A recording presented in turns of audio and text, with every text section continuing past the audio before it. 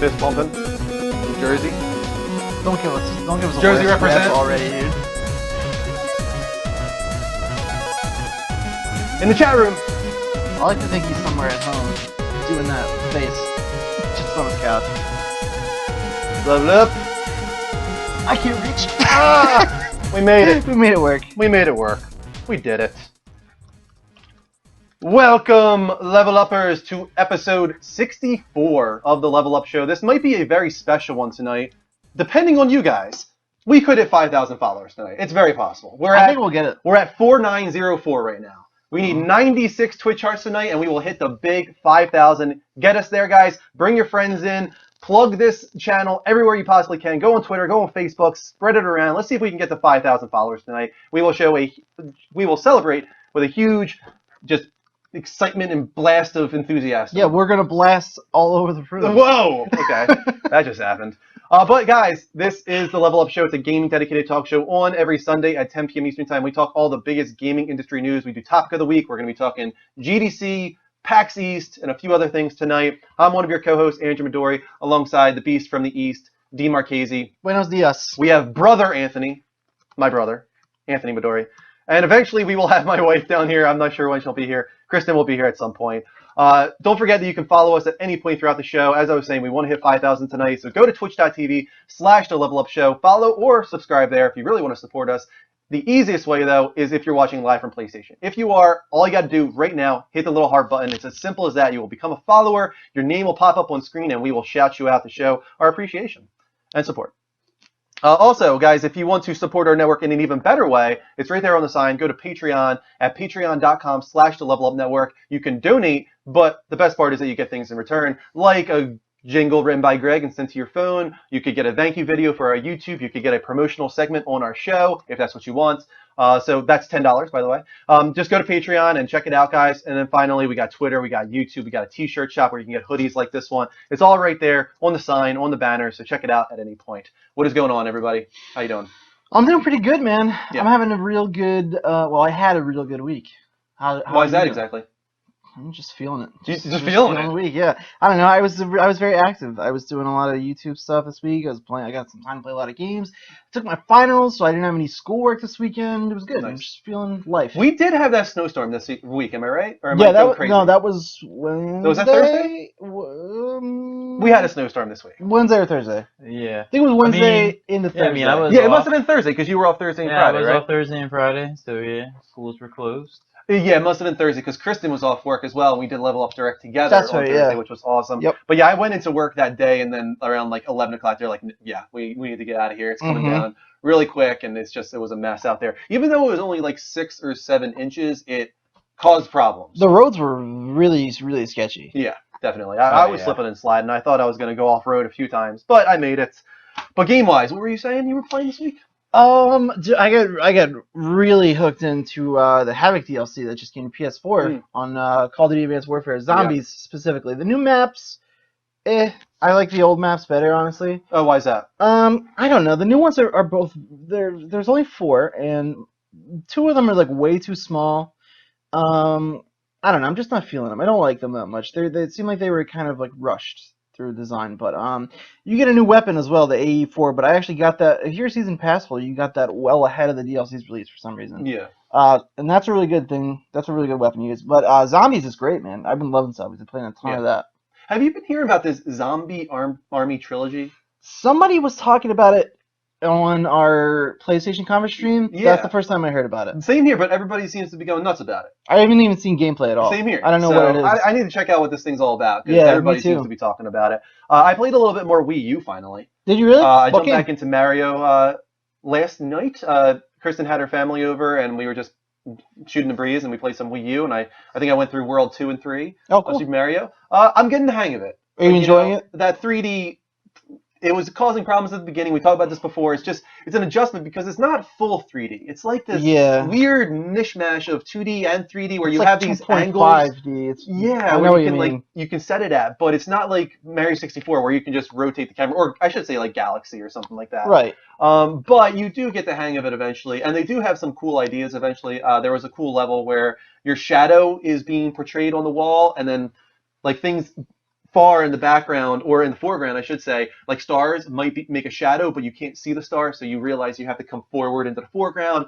Really clever stuff like that is making the game pretty cool. But I need You to keep enjoying going it with that. though? Other than like, Yeah, I am enjoying it. Like, I wouldn't say that it's up there, even close to Galaxy or not by any 64 stretch or of the anything like imagination. that. No. But I'm starting to enjoy it more as time goes on. Good. And you have not played a damn thing. Nothing? No Are games you- whatsoever? Are you certain that it's not nostalgia that's clouding you, like rose tinted, like? With like Super Mario 64 and stuff? Yeah. No, I No, really Super Mario promise you. 64 is undoubtedly better. Yeah. It's just not. Actually, Super Mario Galaxy, I think I might like better even Then Super than 64. 64. Galaxy, I think, on like Metacritic and game rankings, is in the top 5 games of all time, if not like the top 3, actually. It's So, amazing. Have you played it? I played little bits and pieces. I didn't have a Wii. Technically, Kristen had a Wii. I borrowed it here and there for like Zelda Skyward Sword, Right. but I did not play much of Galaxy. Okay. Well, Galaxy 2 specifically was amazing. Yeah. And these games are good now. They're just they're definitely better. I still think like Legend of Zelda poops on all the Mario stuff. As awesome think so? as awesome as Mario is, I mean, Depends on what you're that's into. Yeah, that's a respectable opinion. There's a You lot got more action to prefer- adventure versus platforming. Right. It's a completely different genre. Yeah, Yeah. there's a lot more meat on the bones of the Zelda games for sure. We got 65 people in the room. Thanks for joining, guys. This is the Level Up Show, episode 64. Make sure you follow us at any point. We're trying to hit 5,000 follows tonight. That would be amazing. We'd love to throw a celebration. But let's right now get into our only non-gaming Let's do. portion of the week. It's called the Level Up Show Has No Game, guys. It is 3 non-gaming topics at 2 minutes each. Let's get it going. First topic. Hit me with it. You know what it is. You know what it is. Yeah. Avengers. We got the new trailer number 3, and I think this is the best one of them all. It's Yes. the best trailer of all the trailers ever. Ever? Any trailer ever. Okay, tell us why, Dean. Oh my god, dude, it's so good. What is there to even say? It's so good. First of all, Ultron is just a menace, dude. He really like puts out the threatening You see him on vibe. a throne at the beginning. Yeah. Yeah. A la kind of like a Doctor Doom kind of. Yeah, thing. right. Yeah. He's more Doctor Doom than Doctor Doom is. He in any other is. He is a Fantastic Four full-on movie. like dictator. Yeah. But I love how he almost at the beginning is kind of act like, oh, you know, I'm going to inspire humans. Like, Right. But he's like, Yeah. they'll have hope. And then he's like, and that's the first thing I'll take I'm away. gonna Yeah, take it's over the- Yeah, it's like, incredible. oh, yeah, like- it's incredible. Yeah, it's a very good Yeah, line. Spader is killing it. He's gonna be Yeah. awesome. He's I gonna be agree. Well, I ridiculous, think too. that was my biggest problem with the original Avengers movie is that I enjoyed Loki, but I never felt the menace and dread from him. Kind of like he gets his ass kicked by Hawkeye, you know, with Yeah, well, the thing about Arrow, Loki is and then gets stomped on by the Hulk, and right, yeah, but just he was never came off to me like a really like heavy hitting, like scary villain. And Ultron is for sure, dude. Oh, Ultron is yeah. a bad man. Oh, yeah. But the thing about the first one is Loki was kind of a pawn in the greater scheme of things, even though he didn't realize it. Thanos was really behind everything. Yeah, pulling the string.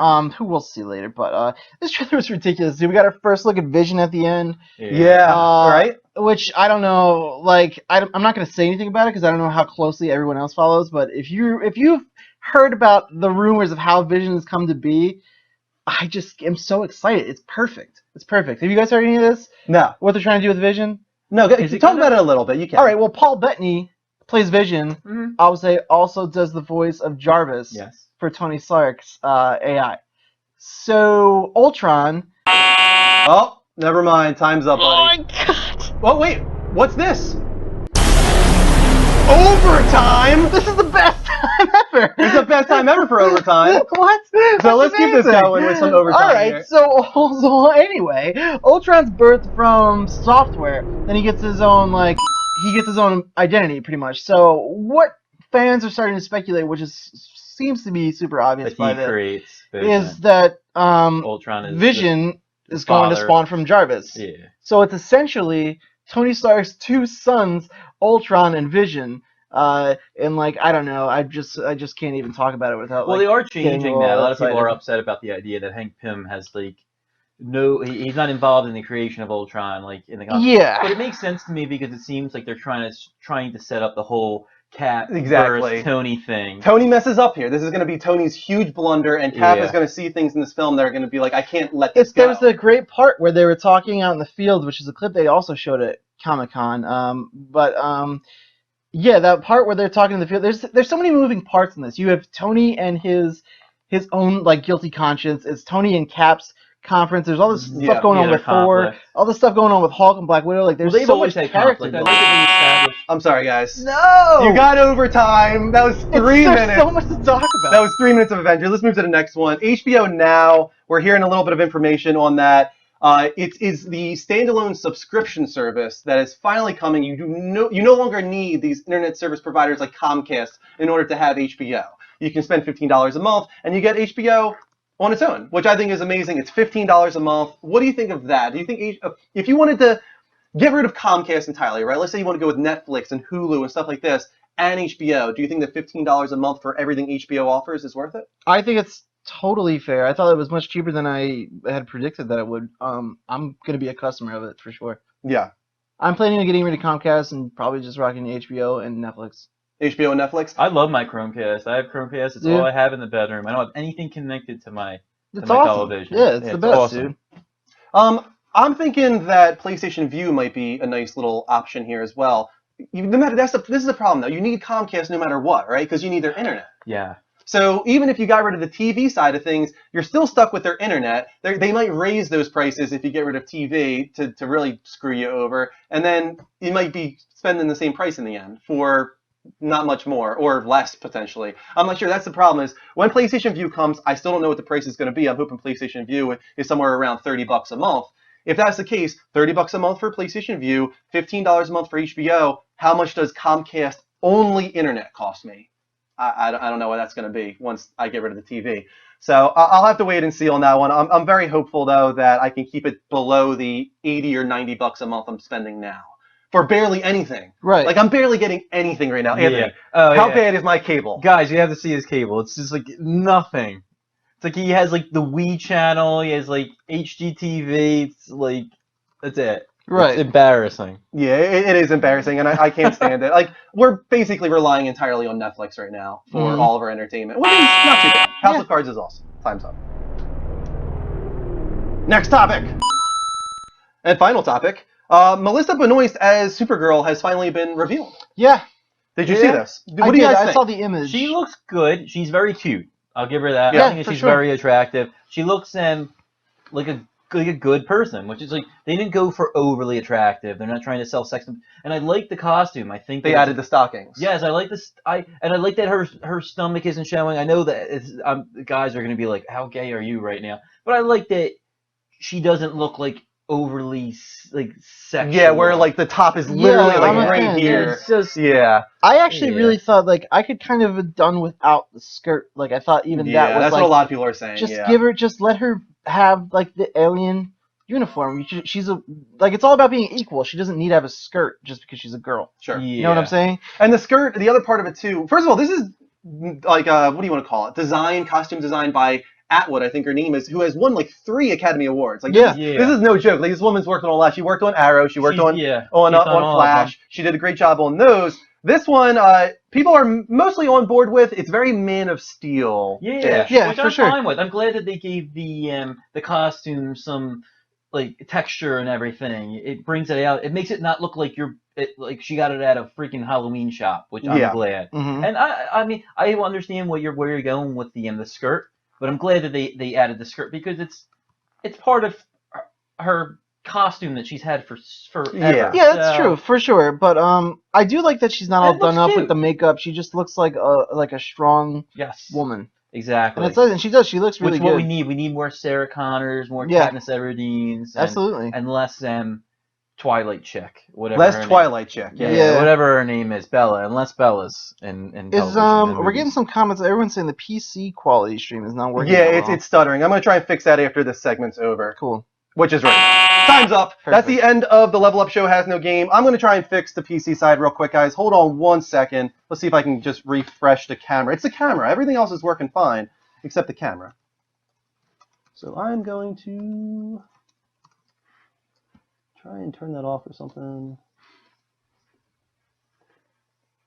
refresh this or something. I don't know. What is going on here? Do you have the stream paused on your computer, right, Anthony? Yeah. Okay. Oh, it's just the camera, it seems. It doesn't seem to be... I'm not dropping any frames, according to this. Okay. It says no frames dropped. Yeah. That is one of the most important things, too, is that the quality of the show is good. Mhm. Hopefully the special effects are good. We see your The special fly. effects. I think that worked, actually, refreshing it. All right, I think that worked. Let's check. Yeah, I think that worked, actually. All right, I Cool. switched it over to 1920 by 1080, and then back to 1280 by 720, and it's working. And then he Wow. raves It about got every single frame of that, all over the place. We got 126 people in the room. Thanks for joining us, everybody. The PC stream should be good to go now. Go to twitch.tv/the Level Up Network if you want to see the higher quality PC stream. Our camera was stuttering, but it seems to be all good now. Anything else we want to discuss before we move on to the Level Up? I mean, all I want to do is talk about Avengers Forever, so we should probably Yeah, just I move know. on. Is there, Same any, here. is there anything that you really, really wanted to get out there about Avengers before we move on? And Yeah, the one thing... you have 30 seconds. Okay, the one thing was that I was telling him earlier was what excited me too was the scene where they were on the bridge and Cap had the bumper of the car. Yeah. He couldn't save those people in the vehicle. I think that's Yeah. definitely going to haunt him. Like I said, which is definitely going to establish. I gonna think feed into Captain that whole America Cap versus- the whole is Cap what versus excites Tony me the thing. most. I think Captain America versus Tony, that whole conflict, and the Vision are the two things I'm really looking forward to. And of course, As long as they don't make Hulkbuster Tony versus too Hulk. much of a villain, that always bothered me about the comics. He's kind of he can be a little bit of a dick and kind of an anti-hero, but let's not make him the villain. if you think about it, it's a natural progression, though. Yeah. The way I mean, things have he- gone throughout the story, like it's kind of he has no choice but to end up He where he had ends good up. intentions, though. At the end of Absolutely. the day, that was the whole point of the Ultron program. Is he had good I'm going to have to intentions. stop this. I understand. That was a minute. That wasn't even 30 That's fine. seconds. I will go. We for can an talk hour about here. Avengers all night long. Let's I be know, honest. seriously. We could, but we can't. So that's it. Let's move on to the level update, guys. Real quick, though, let me thank some people. We got some Twitch charts in here. I don't want to neglect those because we are trying to hit 5,000 Twitch charts tonight. That's the big goal, guys. Go to twitch.tv/levelupshow. Follow or sub there. If you're watching live from PlayStation, just hit the little heart button right now, like these people did. Blaze Boy. We also got R-Crawl, Ladmeyer Bacon, R-Crawl54, Sick314, Dozer Bob, Minecraft Studios, I Was Man Returns. Interesting name. Green Killer 420, and that's it right now, guys. Keep those coming. That's like 7 Twitch charts tonight already. We need about another 88, I think, or so to get to 5,000. We would love to throw a celebration for y'all. Let's get there, guys. But now let's move on to the level update. Level up.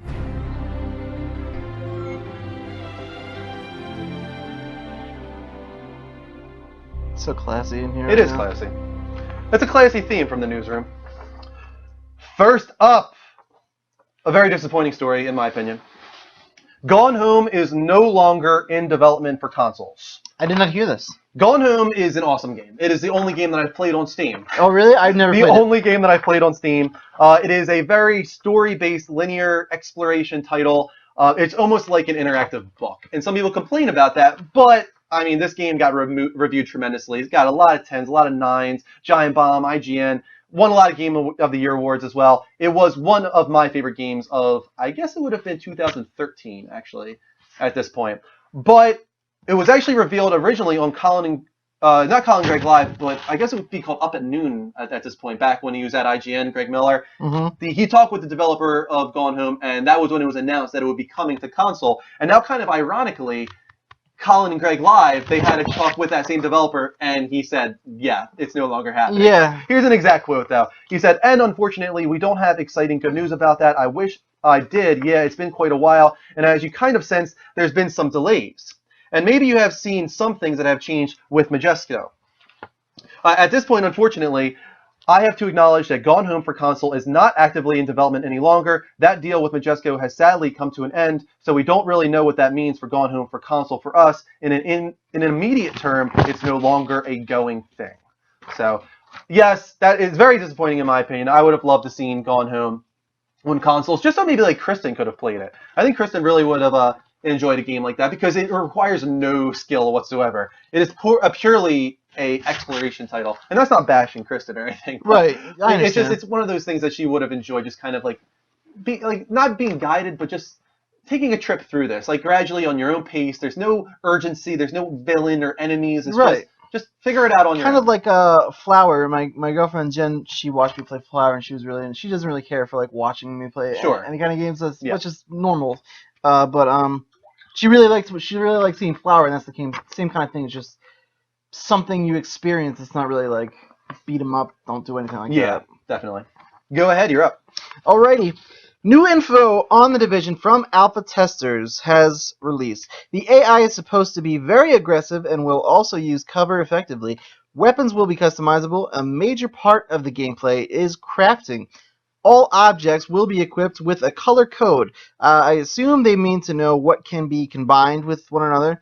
You will also be able to produce your own clothes so that you can stand out from other players. That's really cool. I like that. I didn't Yeah. hear that actually. Players will be able to go in so-called dark zones, which are areas outside of the regulated social areas. Up to 100 players will be able to enter the dark zones by decontamination chambers. Players can join together in teams of 4 or explore alone the dark zones. Also, in the social areas, up to 100 players can stop them. Items that are collected in the dark zone must be decontaminated before being used. Found objects are highlighted in color, which signifies their rarity. In the current alpha phase, the map should be about the size of downtown Los Santos in Grand Theft Auto 5. Without the mountains to the north of the city, however, numerous other places will be added that are not listed in the alpha version.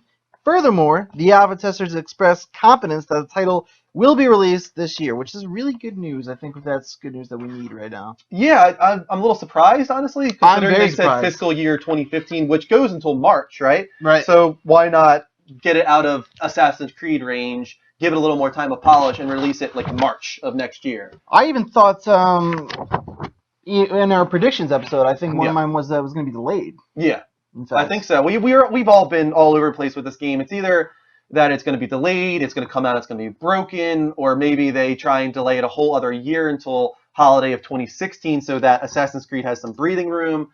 Or even the other way around. Maybe release the Division this year and move Assassin's Creed back a year. Give that finally more than 1 year of space in between games, which would be great. I think that would be nice to have a little bit of a gap there finally for Assassin's Creed, but we all know that won't happen. Right.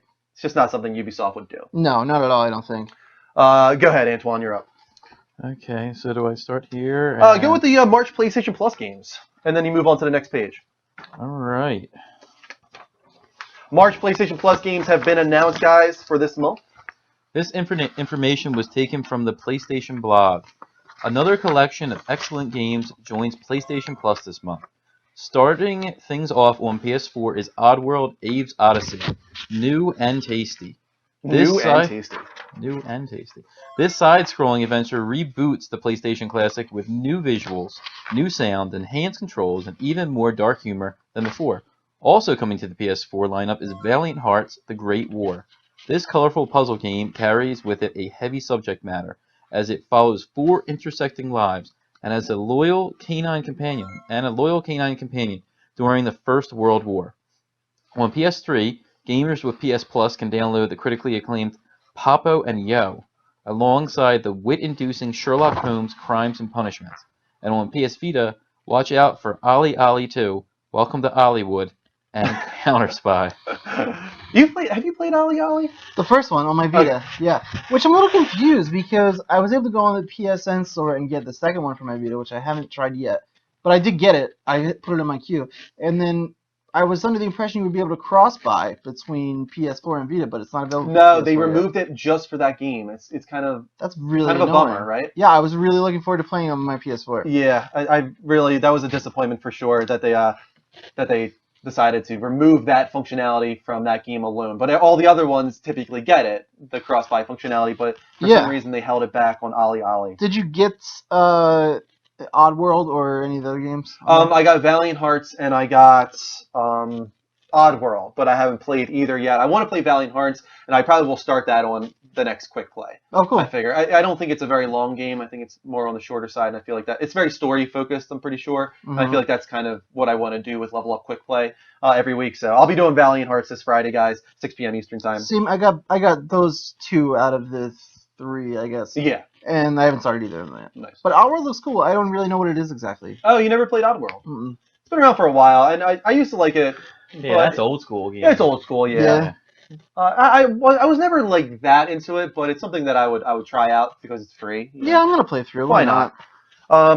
Last story, you actually added one more here towards the end of the week. PS4 firmware update 2.50 is actually coming likely at the end of this month.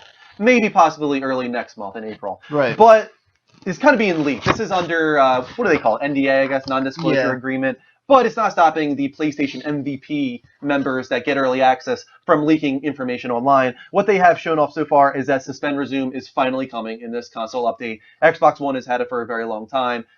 It basically just means that when you go into rest mode, if you have a game open, that game stays open, and you don't lose the progress that you have. When the PS4 launched, I remember they talked about it, but I Mhm. didn't realize it wasn't a launch feature, so Yep. I learned that the hard way when I was like, oh, I'll just turn it on. Oh, really? Yeah, it's something that a lot of people assumed that they just would forever neglect. Like It's nice that it's coming. announced at the February PlayStation 4 reveal, and then it just was forgotten, and it was like, Right. all right, we're not getting this thing. But a year late, but still, it's cool. It's coming. That we're I'll getting take it. One of the happiest ones, actually, people are going nuts over this, even though it's very small. You can now delete trophies that have a 0% next to them. It's nice, but it's gonna kind of stink if that's like real strict. Yeah. Like if you even have just one trophy and you never play that game again, like is that It seriously? sounds like that's the case. Yeah, that's it has to be that's kinda annoying. 0%. But I mean, it's Yeah. cool for those people who want to do that. Yeah. That's nice. I guess. There are a lot of people that, for some reason, have 0% games in their trophy log.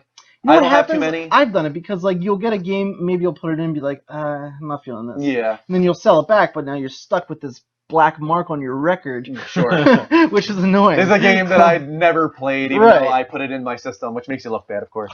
After that, search trophy details on the internet, including screenshots of scenes with the trophies. This is all accessible from the PS4. So Okay. they've got a little bit of almost like a trophy help system now, where you can go online by clicking the trophy options and then going to immediately the internet to see what people have done with that. And that's also something that you can do. You can share your trophy details, and the system will take a screenshot the moment that you get a trophy, so that you can share that. That's pretty cool. It's something that Xbox One has been doing for a little while. I know that they have that functionality where it takes video actually every time you get a trophy or an achievement, I should say. Mhm. I think you can turn it off, but I You think can it's turn it a off. default functionality of the Xbox One. Another really cool one is that we finally can share play at 60 frames per second. That is cool. I haven't actually used. I've used SharePlay to guide my friend through a section of Shadows of Mordor. Yeah. I was just watching him and talking to him, but that's the only time I've actually used it. I haven't actually played through SharePlay. Have you? No, I actually haven't used it No. at all. I would like to because I think I've got a good internet connection. Mm-hmm. I think it would work well for me as long as I'm playing with somebody that also has a good internet connection. Same. So I should try that out in the future. Maybe with you if you have a good Yeah, connection. you should test it out. But one of the things that people are hoping from this is SharePlay uses essentially the same functionality as Remote Play. Mm-hmm. So if they can do 60 frames per second with SharePlay, hopefully that means this update will work with Remote Play as well. That would be so that nice. if you're playing Resogun on your Vita from the PS4, Remote Play style, it's still 60 frames per second. And that's kind of why I stopped using Remote Play on my Vita, because it just drops a lot. Yeah. More than I would like. Also, kind of crazy that they're doing this, but they're allowing you to do custom button assignments, Yeah, meaning is that you pretty can nuts. change every single button on the controller. If you want X to actually be 0 or circle, I should say, in the game, you could do that. Yeah. That's bizarre. Yeah, It but is bizarre, It's but kind it's of kinda funny. In Japan, circle is the confirm button. Mhm. In pretty much every game. Over here, X is the confirm button. Mhm. So some people actually are used to the Japanese mentality when it comes to that and want to switch it and have wanted to switch it for a very long time. Now they can whenever this update releases. And then finally, the last one that we've seen, there might be more than this, but the last leaked information was that there will be backup to external hard drive support. Now, we don't know for sure if this means that you can back up games on your external hard drive and play it from the hard drive, or if it just means you can back up your entire system and then restore it. I'm guessing that's the more likely scenario. Right. It's great to be hopeful that we can put games on our external hard drive and play it from that. But I Yeah, don't that think would that's be gonna nice. happen. I don't think so either. There is just a whole piracy issue that happens in I'm that still situation. really kind of pulling for being able to use your external hard drive as a storage device, which is Oh, what How Xbox does. ridiculous is that you can't do this with this PlayStation? You were 4? able to on the PlayStation 3. Yeah, you were able to use it as like a media device. Like, Which that was the whole big thing. A lot of people were talking about the systems, both systems launched because the Xbox you could do that, but you could not replace the internal hard drive for a bigger one. And the PS4, which I actually did, you can replace your internal hard drive, but you can't use an external hard drive to store data. that's exactly So why there's I like, don't. See, I don't game that much, so there's no real reason for me to even own a PS4 when it doesn't even do what the PS3 can do. They will add it at some point. I know that I they hope will. so. I can but play Blu-rays, I can watch my Netflix, and I can pirate stuff and play it on the PlayStation 3. So I really see no. for me, that's actually the number one desire for the system. I want to be able to easily plug in external storage and play music, video, pictures, whatever I Yeah, want. same Yeah. here. Like to be able to do that on PS3 and then come to PS4 and have none of that, except for you have to have the USB drive in the system to play Right. music. Like that's ridiculous. And I It's understand annoying. we're getting Spotify with PlayStation soon, and that's going to be an awesome option. You know, if you want to go that route for music. But I want to play video. I want DLNA. I want to be able to stream Right, video. dude. Like all those things, I cannot believe I haven't used to happened sit yet. with my Yeah, it's 360 insane. and It's like insane. just like stream music from my laptop while I was playing like Black Ops 2. It was Yeah. like no problem. And then we go to next gen, which is supposed to be the future of everything. And you're like, this feels like a step backwards. What the kinda. hell's happening? Yeah. Why are we going backwards? Right. Guys, we are going to open up the Skype lines right now and put the comments on screen. Feel free to call in at the Level Up Show, spelled exactly how it sounds, no spaces. And we can talk all things gaming related, or maybe a little Avengers, if that's what you guys are into. Yeah, guys. If you want to talk about Avengers, Yeah, please we will let talk We us won't know. stop you. But in the meantime, let's thank some more Twitch charts. We're getting closer and closer to 5,000, guys. We got 20 so far. Thank you to Cripsy81, Ace Drift, Macho246, Sam Thomas 536, Raj 2764, Pussfield Scab. I think that's probably a repeat, but Luke Zero, Scroats Magoats. We got a new follower called Scroats Magoats. That's what I'm talking about. I like it. Matt Archie 69 and Ladmeyer Bacon, we're all cut up. Thank you for those Twitch charts, everybody. Keep them coming. We're trying to get to 5,000, the big 5,000 tonight. Let's take this call from Tempest. Hey, Tempest. William, how you doing, man? How you doing, guys? Hey, what's up, man? Not too bad. Actually, I was going to talk about Zombie Army Trilogy since you guys haven't played it. And Oh, since we cool. know nothing about it, go yeah, ahead. good. Okay, I can tell you a little bit about it. Basically, it's a zombie game, which I know, Drew, is not your favorite, but actually it's really good. Okay. You're fighting Nazis. They are all zombies. It's a Nazi third. zombies. Yes, and it's a third-person shooter, not a first-person shooter. Except when you're looking down your scope of your gun. There's multiplayer horde mode. There is a multiplayer story mode, and it's up to 4 people. So that's basically the easy part, the gist of it. So Now, why it's haven't really I good. heard anything about this game? Like, who developed this, and what systems is it on? Okay. It was originally a PC game, and it is done by the company called. They start with an R. Okay. Revolution. I pronounced their name wrong. I don't have the right name. That's correct name. close. I know that's close. I do remember seeing that. Something, yeah. And apparently it was a big game on the PC end. I've never heard of it even on the PC end, to be honest with you. I just like it because I like to kill zombies, and I like Nazis anyway. So it was kind of like that Who Nazi doesn't? zombie time. Yeah, who doesn't? Let's Right. be honest. Yeah, that's right. And it's really good. And actually, I've streamed it a couple of times, and I've actually been talking to a couple of my friends on my friends list, and now they're going to buy it now because it's pretty cheap. It's like $39, which is really good compared to it's good for the price, and it's a lot of fun. Okay, cool. So, I don't know what else I want to say. I was going to talk about the Avengers, but I'm not going to do that right now. I know there are. Are you sure? You tease. You can if you really want to. It's okay. All I have, no, the only thing I want to say about the Avengers, that last trailer was friggin' amazing. It was, Yeah. No it, sarcasm. it was Mind-blowing, really good. speechless. It was mind blowing, and my friends actually was over there, and that's all we were talking about when he was over. We were just talking about he's a big Avenger fan, a lot more than me myself, but I couldn't get in. He had to leave, but he wouldn't leave because that's all he wanted to talk about. So I don't blame him. no, All I don't right. blame you. I'm looking forward. And actually, I always find what I was going to say is every Avenger like every time those movies open, like whether it's the Avengers or it's Captain America, they always open them on the weekend of my son's birthday, and that's what we always do. We always go to see those particular films. So I'm looking Yeah. forward to this year again. So, anyways, All have a right, good night, Tempest. guys. See you later, Okay. man. See you, man. Okay, bye bye. It kind of works that way with you too, because it comes out in May. and they all come out around May. Mhm. Like so it ends up being around. I'm your time. convinced they release it in May because they can use a little Avengers A for the May. Yep, and they do. They always do And it. they do Yeah, it That's every the only time. reason, I'm right? convinced that's why they do But it. little Easter egg. Just No other last months. thing I'm gonna say, unless we bring it up again somehow, is at the end of the trailer, look for the Somehow. new Iron Man armor. Really? There's a new Iron Man armor at the end of the I trailer. saw somebody also say, look, the Wolverine claws. Those weren't Wolverine claws, right? Those were the No. arrows of They're Hawkeye, either right? the Yeah, arrows. they were Hawkeye's arrows. Yeah. They're Yeah. either his arrows or a villain named Claw, but most people are speculating that it's just them. The arrows. Yeah, the arrows. Like some special kind yeah, or some whatever. kind of special arrow. But still exciting. All right, guys, that's it for this Skype segment. Let's move on with the level update. We will, of course, put back the... let me get rid of the comments here. Hold on one sec, guys. We will put the Skype back online in just a little while. There we go. So next up, what do we got? Ooh, I'm very happy about this. Metal Gear Solid 5 news. We got some new footage. We got a release date. I think some people already knew about this because I talked about it a lot on Level Up Direct. But the official release date is now September 1st of 2015. With PC, I'm pretty sure getting it on September 15th. Now, some of the information that came out of this IGN video, it got leaked early, actually a day early. Some of the information is awesome, and some of it is worrying for me, actually, as a huge Metal Gear fan. Here are some quotes from Kojima.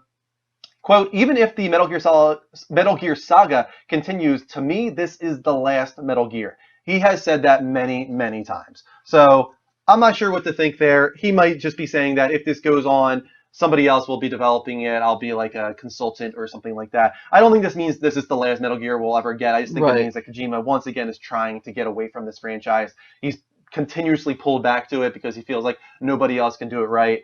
But maybe it'll finally happen. After that, he said, as much as possible, Snake will act based on the player rather than doing things like making spontaneous comments or flirting with women. In fact, this time, Snake won't really speak much at all. MGS5 is an open-world game focused on giving freedom to the player who will drive Snake's action. Snake himself will be more of a silent protagonist, similar to Mad Max and Mad Max 2. It's the characters around him who will expand the story. That is what really concerns me. Like, Metal Gear is a talky game. And Big Boss, Snake, whoever it is, needs to talk. Like, he needs to be responding to what is going on in the game, responding to conversations. Even if the villains and stuff are doing monologues, I don't want him just staying there silent, like, as these people put on these diatribes. Like, I really hope this is an exaggeration and that there is plenty of conversation in this game. I understand that since it's open world, that does change things a little bit, and you can't have this linear events that happen that he's responding to, but I want Kodak conversations. I want stuff like that, like what you get in the other Metal Gear Solid games. Right. After that, I just want to say, because he was talking about Mad Max, that was re-announced as well, finally, in Game Informer, and it's coming out on the same exact day as the Phantom Pain. Right. They didn't know this, I don't think, when they were putting it in Game Informer. I think that it probably took them by surprise. I wouldn't be at all shocked if they decide, no way are we releasing this on the same day as the Phantom Pain. No, I wouldn't be surprised Let's either. delay this, or maybe even possibly move Mad Max forward, because get it away from Metal Gear Solid, or Mad Max is going to be destroyed. Mm-hmm. That's my opinion. That movie looks pretty awesome. It does. Fury Road. That trailer was really neat. It was unlike anything I've really seen from a trailer in a while. Yeah, Fury Road looks really, really Big, cool. Bold, like flashes, Yeah. black, showing the font. And It has that everything. old school 80s style still in some ways. Even the trailer itself, just like the music. It looks and very visceral, very Yeah. violent, but in a good way, kind of like a chaotic, kind of fun way. Yeah. It looks like it could be a lot of fun. It was funny, like when we saw American Sniper in theaters, that was one of the trailers, and Kristen was like, wow, that looks terrible. And I'm just like, actually, I think it looks really, Yeah, really good. I And Kristen's was- like, you're joking. I'm like, no, I think it looks awesome. I think a lot of She's people- like, I don't believe you. I was like, what? Like, it looks really, It does, really cool. It does look good. I haven't I seen think a it lot still, of people but in my theater were kind of like, that was a breath of fresh air. This looks like it could be a lot of Yeah, fun. It I looks think awesome. Great. That's just my opinion. I Let's thank liked what I saw. a few more Twitch hearts here before moving on. Thank you to Poopy Boots. Poopy Boots. thanks the for Twitch those heart. poopy boots. Oh, I love that name. Also to Banad, Sophie89, I'm not sure if I'm saying that right, PM Squillance, Autumn Kill, the 9 Fox again, Big Hoss Ryan, and we're back to Cripsby. We're getting a lot of really weird names, but I'm okay with that. Thank you for all the Twitch hearts, guys. Keep them coming. We're above 30 tonight. We're trying to get to 5,000 so that we can throw a big celebration. Dean, you were up with the next story. Wahoo! So this is a story, actually, if you guys watched our stream earlier, was that this week? Yeah. Damn, this is a long week. It's been a weird week, yeah. So we did stream a little bit of not all of it because it was so short, of the Project Morpheus conference. So here are the specs on the Project Morpheus. It's got a 5.7-inch screen, 1920 by 1080 resolution, 960 by 1080 for each eye, 100 degrees field of view, which we talked about is actually pretty impressive. If you guys didn't know, like the camera we're using right now, well, let's talk PlayStation camera first. That's 85 degrees. Right. And the new camera that we have is 90 degrees. So this thing's another 10 degrees above that even. So you've got a wide range here for vision. Right. We have an OLED display, RGB, which is really, really nice. If you guys have the original PlayStation Vita that came out before the remodel, which we talked about, that's an OLED screen. It's beautiful. 120 hertz refresh rate, which is pretty high. It is capable of 120 frames per second through new frame interpolation. Frame interpolation is kind of what you see on a lot of TVs where they do that kind of, it looks like it's speeding up the actual, you know what I'm talking about? Yeah. It's actually what it's doing. You can explain this even better, what frame interpolation technology is when it comes to TVs where they insert the frame in between frames. It gives it that smooth kind of. Have you ever noticed that when you're watching a television at like a Best Buy and it seems to flow unnaturally? Yeah. Like that's frame when they interpolation. introduce that frame, because it's like normally 23 frames per second, I think. So you're missing Movies that and frame. TV are typically 24 frames per second, yeah. Okay. Yeah. But the thing is, like, that makes it sound like it's a bad thing. Supposedly, the new technology they're using for this is actually really good, and it raises 60 to 120 in a pretty natural-looking way. Okay. And that's how they're achieving the non-motion sickness VR that they're getting with this. Well, they did that with the new Lord of the Rings film, all right, the new Hobbit. Yeah, that's right. I did hear that. That's actually. framed in 48 frames per second, like natively. That and was, and a lot of people were upset about it because they thought it kind of looked more like video than film. yeah, it looks like a video game in a way, Yeah. because that's what we're used to. We're used Well, to 30 to I 60. got 3D tickets by accident, so I couldn't enjoy it. Oh, I don't really? like watching stuff in 3D at all. Oh. Yeah, so I haven't seen that actually like regularly, which I think it's out to rent. Yeah. Yeah, I I'm have not to that watch big a it fan again. of 3D either. I'd much rather. I want to see it No. in a big ass IMAX screen. Same. I'm not, I'm not big into fan of the 3D. How do you feel It's about okay. 3D?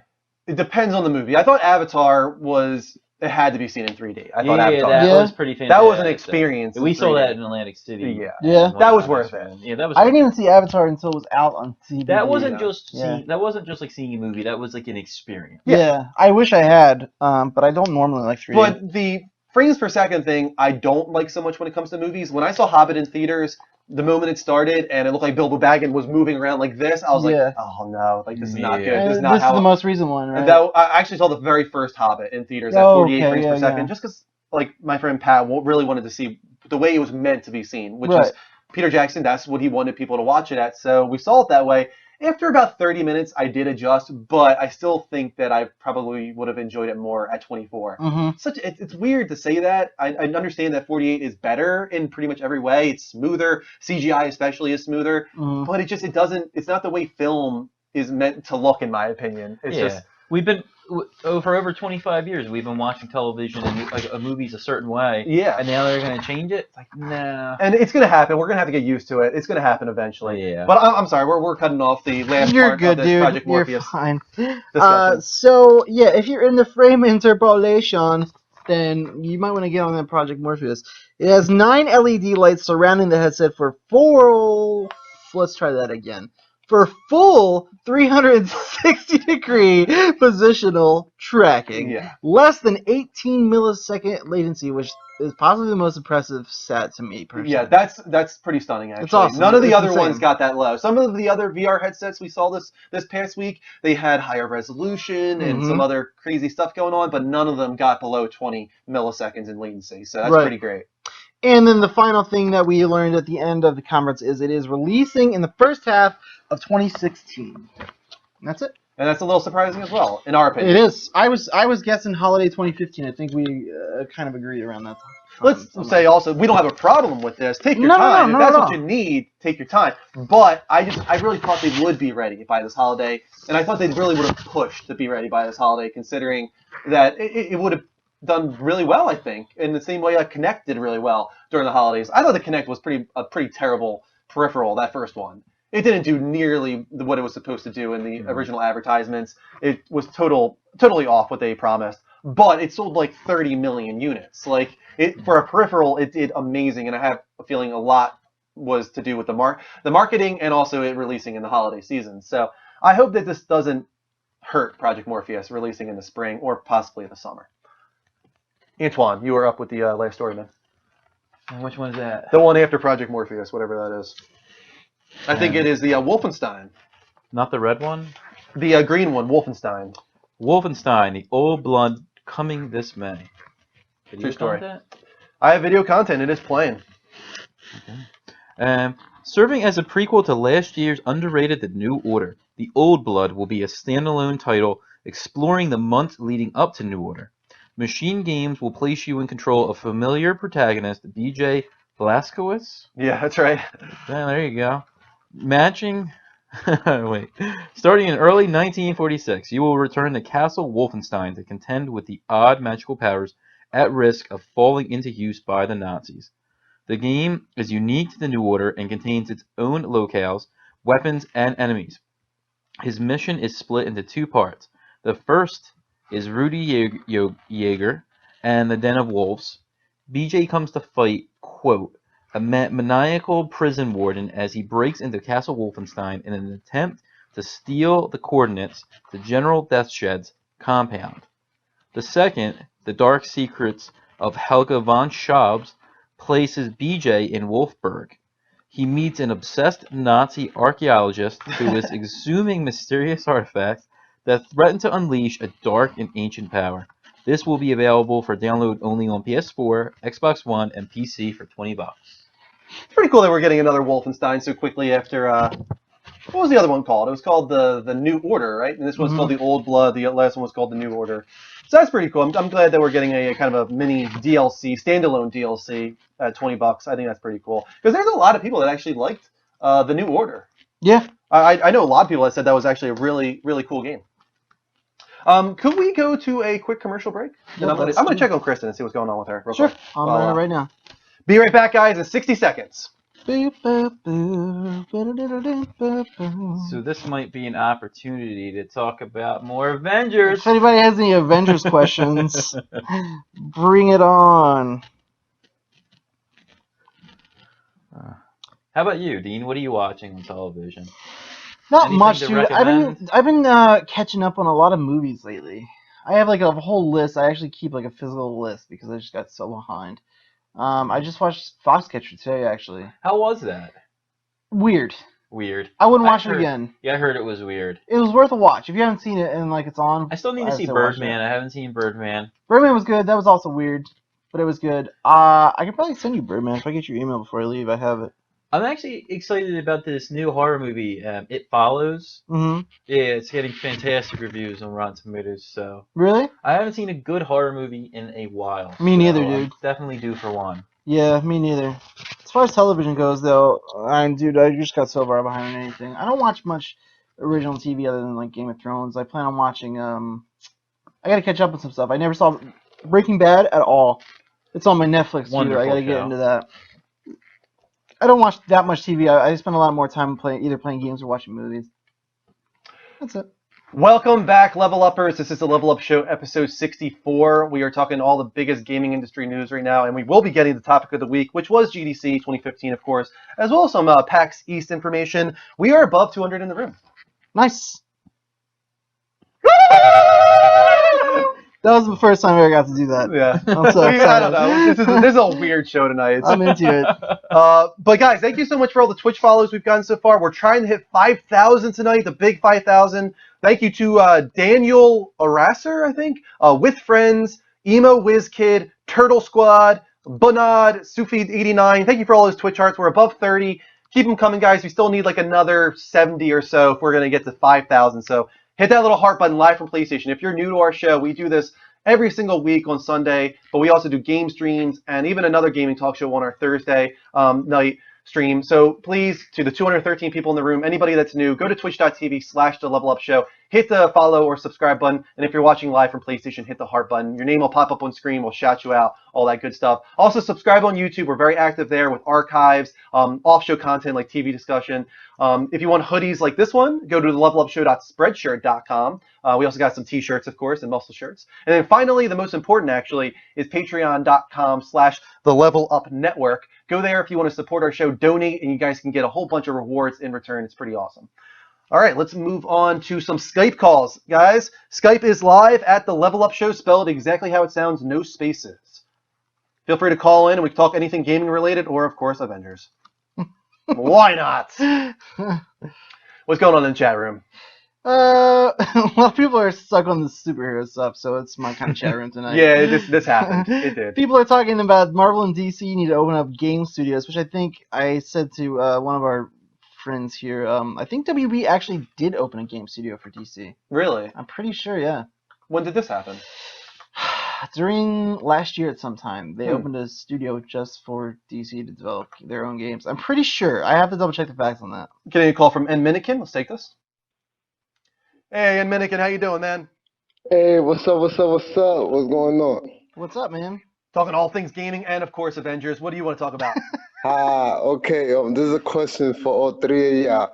With the announcement of Street Fighter 4, are y'all fans of fighting games? And if not, what do you think the fighting game genre needs to, be more popular, be more accessible, like how it used to be back in the days? Because at one point, fighting games were like how first-person shooters are now. But nowadays, it's very few people really, like fighting games like that. So what do you think, like, the fighting game genre needs, what's wrong with it that's not as popular as, like, how it used to be back in the golden days? I think it's just a changing of the times, to be honest with you. Yeah, I don't think there's well. anything wrong necessarily with it, just in the same way there's nothing wrong with JRPGs. It's just that times change. People are into different things. Production values change, and people can't put the money, into our JRPGs especially anymore. But when it comes to fighting games, I feel like local multiplayer is on its way out. Obviously, it's been on its way out for a long time, and people want online multiplayer.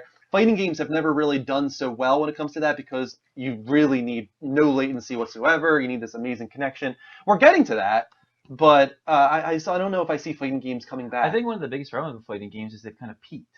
There's kind of really nowhere else for them to kind of go, and I feel like there's just a lot more dynamic things that they can do with other. Yeah, what they're trying to do anymore is just styles of who can we game. versus each other, and that's where the Yeah. compelling Right. thing happens. It's like, oh, let's have DC versus Mortal Kombat. Let's have Marvel versus something. I'm sure in the future. It used to be Capcom. I think it's Um, just a lot They're of. fun though. I'm not. They are fun. It's just I think it's just genre fatigue, pretty much. Yeah. Yeah. And there's only so many new mechanics you can introduce in a fighting Exactly. game. Personally, I like them. I'm terrible at them, so when I play, I'll play them for a little bit, and then like I'm done because I'm not having any fun because I just can't. People are just far too advanced. Yeah, and so quickly too. Yeah, and I think that's another problem. I think a lot of people are finding them just not as accessible to wrap their head around. It's not like first-person shooters where you can be mediocre, you can even be bad and still have a good time. And have When a you're good game playing occasionally. like a fighting game and you're getting your ass kicked. Yeah. It's not fun. Yeah, I agree. And that's the thing is with a fighting game, it takes commitment to be good. Like you need to figure out if you're going with one character. Yeah. Okay, Right. you need to figure that character out entirely. But the problem there is if you're only good at one character, somebody's going to figure you out and they're going to manipulate you. For and sure. You're going to lose every single time. Right. But to become good at every character in every scenario, you need to freaking go nuts playing these games. And that's just not what I want to do. I don't want to spend like my entire month focusing on one Mortal Kombat trying to figure out every character and all their move sets and fatalities. That just doesn't interest me. But I'm not taking away from the genre at all. I understand that Street Fighter and Mortal Kombat and a lot of other ones too, like this Dragon Ball Xenoverse that just came out. There's tons of fighting games coming. It's just the market isn't as large as it used to be. Is I just all agree. there is to it. What do you think, Minikin? What's your favorite fighting franchise, and what do you think they need to do to really hit a new market?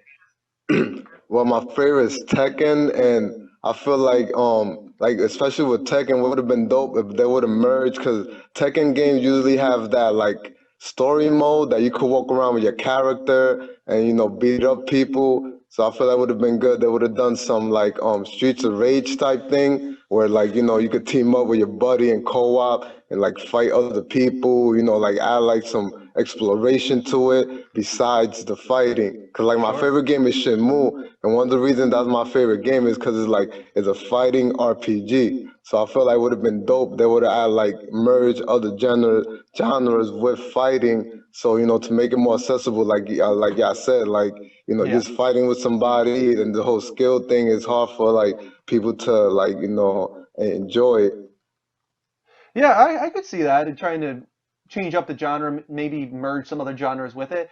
From what I can tell, the Mortal Kombat stuff, I don't know if it had this much of a focus on story in the previous games, but watching the most recent story trailer for Mortal Kombat, Hmm. it's like they have all these cinematics now, and it seems like they're trying to tell this overarching storyline.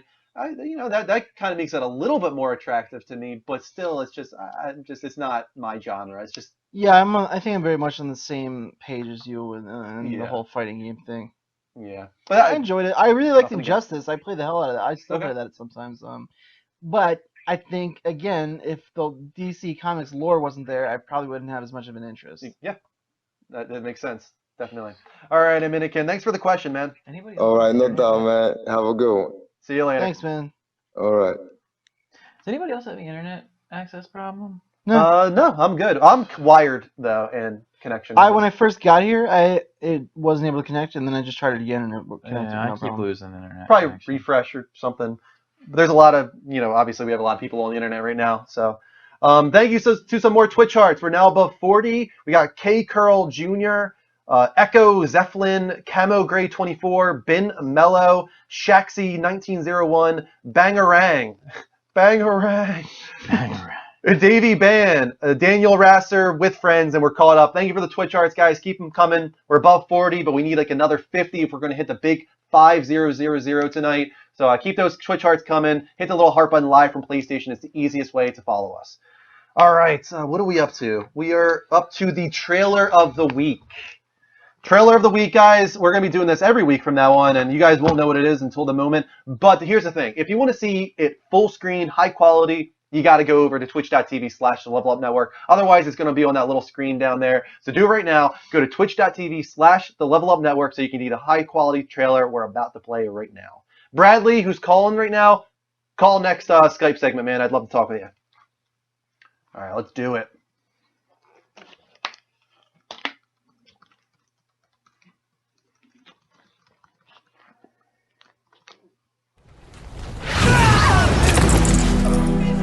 Walk on, wandering souls. For your respite we pray. Let our humble song clear your hearts of dismay. Rekindle the flame and set you free. So walk on and become the light that guides the way. What do you think, girl?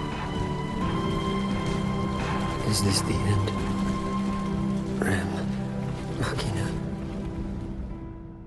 If you're hearing this, fall back immediately. I repeat, withdraw from the front line at once. Your crystal cannot protect you. Resistance is no longer an option. The rose of Rubrum will run red with the blood of her people. We no longer have a choice. What's with you? I thought you were ready to die. When the seal of creation is broken, a voice like thunder shall sound.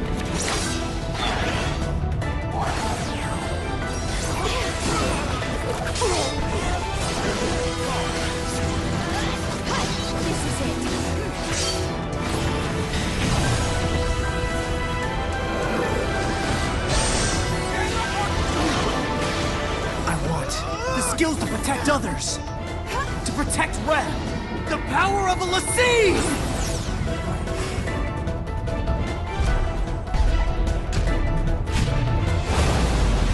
I can at last see my destiny.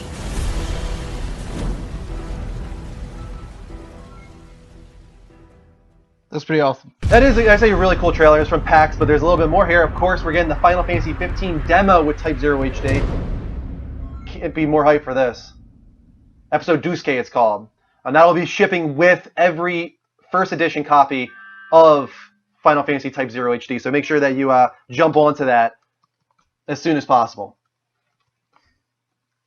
Let's go to the next part of the level update here. But first, we got a few more Twitch arts. Thank you to Ix the Legend, Crazy Electro PvP, Blazin62, Lizard, and that's it for now. All right, next part of the level updates. PlayStation passes 20 million units sold. This came out of PAX recently. Here's from the official statement. Sony Computer Entertainment today announced that the PlayStation 4 computer entertainment system has cumulatively sold through, that means not shipped, that is through, sold through more than 20.2 million units worldwide as of March 1st. This is the fastest and strongest growth in PlayStation hardware history, even above the PS2, which, as you guys know, sold insane. Here's a quote here.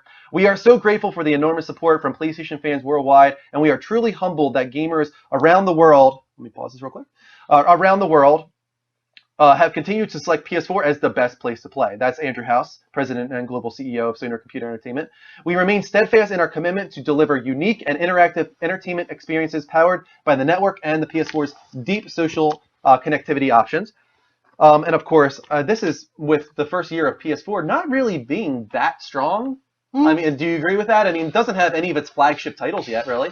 I mean, I mean, the numbers kind of say otherwise, though. It's sold. Well, that's what's weird. Like, why is it selling so well? I don't know. I think people are just excited about what is coming, and they're excited for new hardware still. Yeah. Honestly. I don't know if like Xbox screwed up so badly that like it's pushing everybody to PlayStation, Yeah. or if it's like the Playroom stuff and people are like going nuts over that crazy. I don't know. I don't know, man. It's really kind of a phenomenon. But we're getting Uncharted at the end of this year, which is going to be huge. You know, Yeah. we saw Bloodborne about to come, Metal Gear, which is very associated with PlayStation, and more than that we haven't even found out about yet. So this year, I would imagine, is going to be a lot stronger than 2014. I mean, yeah. If the games are able to say anything about it, I would think so. We'll have to wait and see what happens. But very good news for Sony. Congrats, I guess. Yeah, for sure. Keep it going, Sony. Don't mess up. Do not screw it up, please. That's all I have to say. I know. I hope. Yeah. Go ahead, man. You're up with the next story. All right. March Games with Gold is announced, and they don't suck.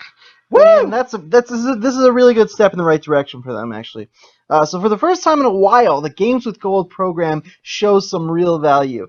On the Xbox One, players will be able to grab Rayman Legends, that is the newer Rayman, and yes, I said Xbox One, it's the current gen version. That's one of the best platforms available on last and current gen. This marks the first AAA title for current gen, I believe. So, as well as Xbox 360 owners will be able to dive into Tomb Raider, one of the most surprisingly good titles released last generation. You can also close out the final BioShock game, BioShock Infinite, which if you haven't played, play it. It's awesome. It is awesome. Hi, Kristen. Hi. Welcome. Thank you. Sorry I look like garbage. No, you're good. You feel rejuvenated? No, I don't. Oh, no? No. That's not good. Here you go.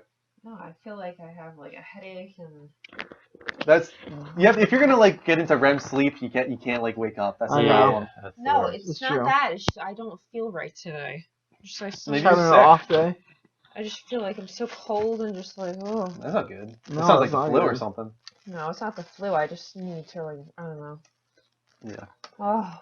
Is this still BioShock on the screen? It is. This was Yeah. the very first reveal trailer for BioShock, the CGI one, which was pretty awesome, by the way. Yeah, it was awesome. But yeah, March does have a solid Games with Gold offering. So that's great news. Good for them. I think PS Plus is also a very strong offering this month. Shut up, Plus. Yeah, for sure. Uh-oh. What just happened? Thanks for dressing up for the show. Anthony, do you want to take the final story while Kristen recovers? Sure. I would give it to her, but let's see. Here you go. Yep. Halo Master Chief Collection. Let me get back to it here. Let's get his haircut on Thursday. There He's you got a go. bump on his ear. What do you mean? You feel it? There's a bump on his ear right here. This is just the top of his The ear. patch fixes? Yeah. I think it's just top of the Halo year. Master Everyone thinking Chief Collection patch fixes Feel most major issues. Huh. After 120 Thanks, days Tom. of essentially being a broken Maybe. game online, which is one of the only things I really know about gaming-wise, it has been incredibly irritating. Yeah, I'm sure you saw Kyle play it. Yeah, Or try to wow. play it, I should say. And trying to play it. Master Chief Collection has finally received a patch that users are reporting fixes the majority of the issues. The patch notes include improved matchmaking performance and success rates, improved matchmaking search times to match, and improved stability throughout the matchmaking process across all titles, and many more. Thank the Lord. Yeah, and I heard it's not 100% there. I heard it's like 90%. There still are some issues, but I think it's finally to the point where it's at least. I just sold my get into version matches. on eBay. What was that? I just sold my version on eBay this Really? week. I got tired of waiting, dude. Yeah. It was awful. It was the worst. I It was the mean- worst. I would just sit there. I don't even know why. I would It had just sit to- there. Stuff like that is what what you're talking about with Right. the PlayStation and Xbox is their flagship title you can't even play. You know, PlayStation's had a lot of bad ones too, though. The Drive Club. Yeah, they didn't for work sure a long had time. their fair share, but this was like unplayable. You could play the campaign Oh, and it was like insane. We'd be sitting, you know. I'd be sitting there with my cousin for half an hour. He couldn't get a match. He couldn't play. It just was anything. especially surprising because it's Halo. It's Right. Like, how do Yeah, you, I mean- Microsoft? How do you mess up Halo? Yeah, and how do people you weren't mess up like Halo? people weren't looking to like play the campaign. It was exciting because it was Halo 1 multiplayer for the first time. It was remastered Halo 2 multiplayer, and like you couldn't play any of it. Yeah, these were things that people wanted to play. Right. That's I what played it. I played through the Halo 5 beta, and then I just got tired of waiting, so I just sold my copy. I'm done with it. Alright. I'll play Halo 5 when Yeah, that comes out of if course. it works. But I can't imagine that'll be broken because that's what's kind of funny. I is hope the not, beta, man. the beta for Guardians seemed to work fine, right? The beta worked great. Yeah. The beta worked better than the game did at all. That's yeah. so Well, the weird. problem with gaming is that you have to choose whether to be an early adopter or not. But with a game like It's Halo, true. you want to get there immediately, like because you want to get in there and you want to play people because that's when it's fresh. People are going to be playing online a lot, and yeah, you can't wait for the bugs to be fixed and stuff like that. So I mean, Yeah, I agree. All right, guys, that's the end of the third segment here. Let's thank some more Twitch arts. I think, maybe not. We're still at Ixta Legend, Crazy Electro PvP, Blazin62, and Lizard. Keep those Twitch arts coming, guys, because we're trying to get to the big 5,000 tonight. We've gotten about 40 so far. We need about 45 more. So go to twitch.tv/The Level Up Show. Follow or subscribe there. And if you're watching live from PlayStation, just hit the little heart button. It's that simple. Your name will pop up on screen, and we'll shout you out. Also, let's get the excitement going with the show. I feel like it's just such a downer show right now. It's like very off. It's just a little docile. It's just an Yeah. off night. So 250. Let's do Pterodactyl Andrew. 300 if Kristen's feeling up to it. Giraffe Kristen. And then of course, if we get to the big 5,000, we'll probably reveal a Dino team or something in there somewhere. Let's open up the Skype lines, guys. Feel free to call in at the Level Up Show, spelled exactly how it sounds, no spaces. Until then, we'll go to the chat room. The Halo 5 servers weren't that great either. Better I than had no Master Chief problem Collection, getting into though. I had absolutely no problem getting to a Halo 5 match. Not one. Delone Gummin says we need a dose of Greg. That's what we need. Gregor. Where Yeah. is he? He was in here for a minute. yeah, he bailed. Real hot second. He was And here for a out. little while, yeah. Yeah. And then he bailed on us. Do some shots, says Tree Turtle. Wish we could, but that's pretty against the rules on Twitch now. It's just an off night, you know? Really? Kristen's not feeling good, Mike's out. We missed the show last week because of the crazy ice storm. Everyone's getting back into It just sucks swing. because we're so close to the 5,000. We'll get there, man. And I don't want to if we don't get it tonight, that means I'm going to get it on Thursday stream or something. And I don't want that to happen. I don't want you guys not to be here when we hit the big 5,000. Yeah. It sucks. So let's get us there, guys, tonight, so that I don't have to worry about that. We just got a few more Twitch charts from God of War 547 and the Corrupt 96, Corrupt KFC. I'm guessing that means Kentucky Fried Chicken. Thank you for the Twitch art. We're getting a call here from Eden and Bradley. Eden, welcome to the show, man. Hello. Hello. What do you want to talk about tonight, man? What are we talking about? What is the category? I just came in, so. Well, we're really talking about anything, but we could talk about GDC. We got some information from that, or PAX East, Project Morpheus stuff, HTC Vive, which is Valve's, virtual reality. There's a whole bunch to talk about, man. Whatever you want. All right, so let's talk about the virtual reality. Yeah. About Valve, I think that Valve should just take the thing. Should take the what? should just with the whole entire global nation. Should be like the leader? Or I'm not sure what we mean here. I'm so confused today. I'm really sorry. It's all good, man. No, here's what I have to say about Vive. Supposedly, it's the most impressive of the virtual reality ones. We'll talk about this later, but they're using new technology called Lighthouse, which is basically all these emitters off this headset. It's got so many of them, and it allows for not just one person to be detected, but multiple to be detected. It also has the highest resolution of any of them. It's 1200 by 1080 for each eye, so it's over 1920 by 1080 overall, and it has an enormous wide angle for vision. So that's really cool. I hear it's the best one technology-wise. That's no surprise with it being Valve. It also has better hardware to work off of. You can go with superpower PCs or Steam machines, but Project Morpheus is held back by the PlayStation, even though it's a very powerful machine. Right. It's not going to match these $5,000 Steam machines. No, there's no chance. So I'm hopeful though. I think Steam machines are so cool. I don't think there should have been 12 though. Yeah, there's a lot of them. Because I feel like the buyer is going to be confused, like the console buyer that never played on PC ever before, and I feel like they're going to be super confused. And I don't know what one Steam machine is called, but it's like super small. It's like a cube, and it has one of the worst, I don't know, specs I've ever seen on a computer before. That's what's kind of cool at the same time about Steam machines is they have, you can go anywhere from a $50 Steam Link to a $5,000 Steam machine. It just all depends on what you want, and that's what's better about PCs. Obviously, is that you can customize them, you can raise the RAM, and Right. change the graphics chip and all that kind of stuff. You can't do that with consoles like PlayStation. No, they're not and upgradable. They're not upgradable. At the same time, there's pros and cons to both. I like that about consoles because everybody has the same thing. Yeah, it's fixed. All the developers are working with the same hardware. Everybody's Right. trying to max it out. There's the convenience, of course, as well. That's why I like console, and I kind of hope it never gets to. I hope there's always that separation. Leave PC to do its own thing. Leave console to do its own thing. Yeah, definitely. I'm with you. I'm actually in the whole, I built my PC. I built PCs for other people. I'm into that whole thing, but I play all my games on consoles. Yeah. Yeah. Just the way, it's just preference. I just like it. I It's like the too interface expensive. better. It's PC. Yeah, gaming is I just too upgraded expensive. my PC. I got a new graphics card in it, and that alone, I was like, well, I'm never doing this again. Yeah. It's just too much money, dude. That's the thing is looking at The Witcher recently, the new footage from that. It looks unbelievable. Right, But it's ridiculous. I will enjoy that game just as much on PlayStation 4. Alright. I understand it looks better, but I really don't need to spend $1,500 on a super powered PC Right. to get better textures, better resolution. It's not worth it to me. Yeah. Yeah, same. but think about it. So, yeah, PC has its flaws. I'm the first one to admit it. With the whole entire graphics card and CPU and what core you're using and everything. But for PlayStation, don't you have to pay for online? Yeah, you do. Yeah. So for Xbox, you do too, right? Sure, but then you also get a ton of free games every month. Through PlayStation Plus. So do you get on PC? Well, it depends. Steam does have its great sales here and there for sure. Steam has amazing sales, especially in the not summer, dude. just free to play games too.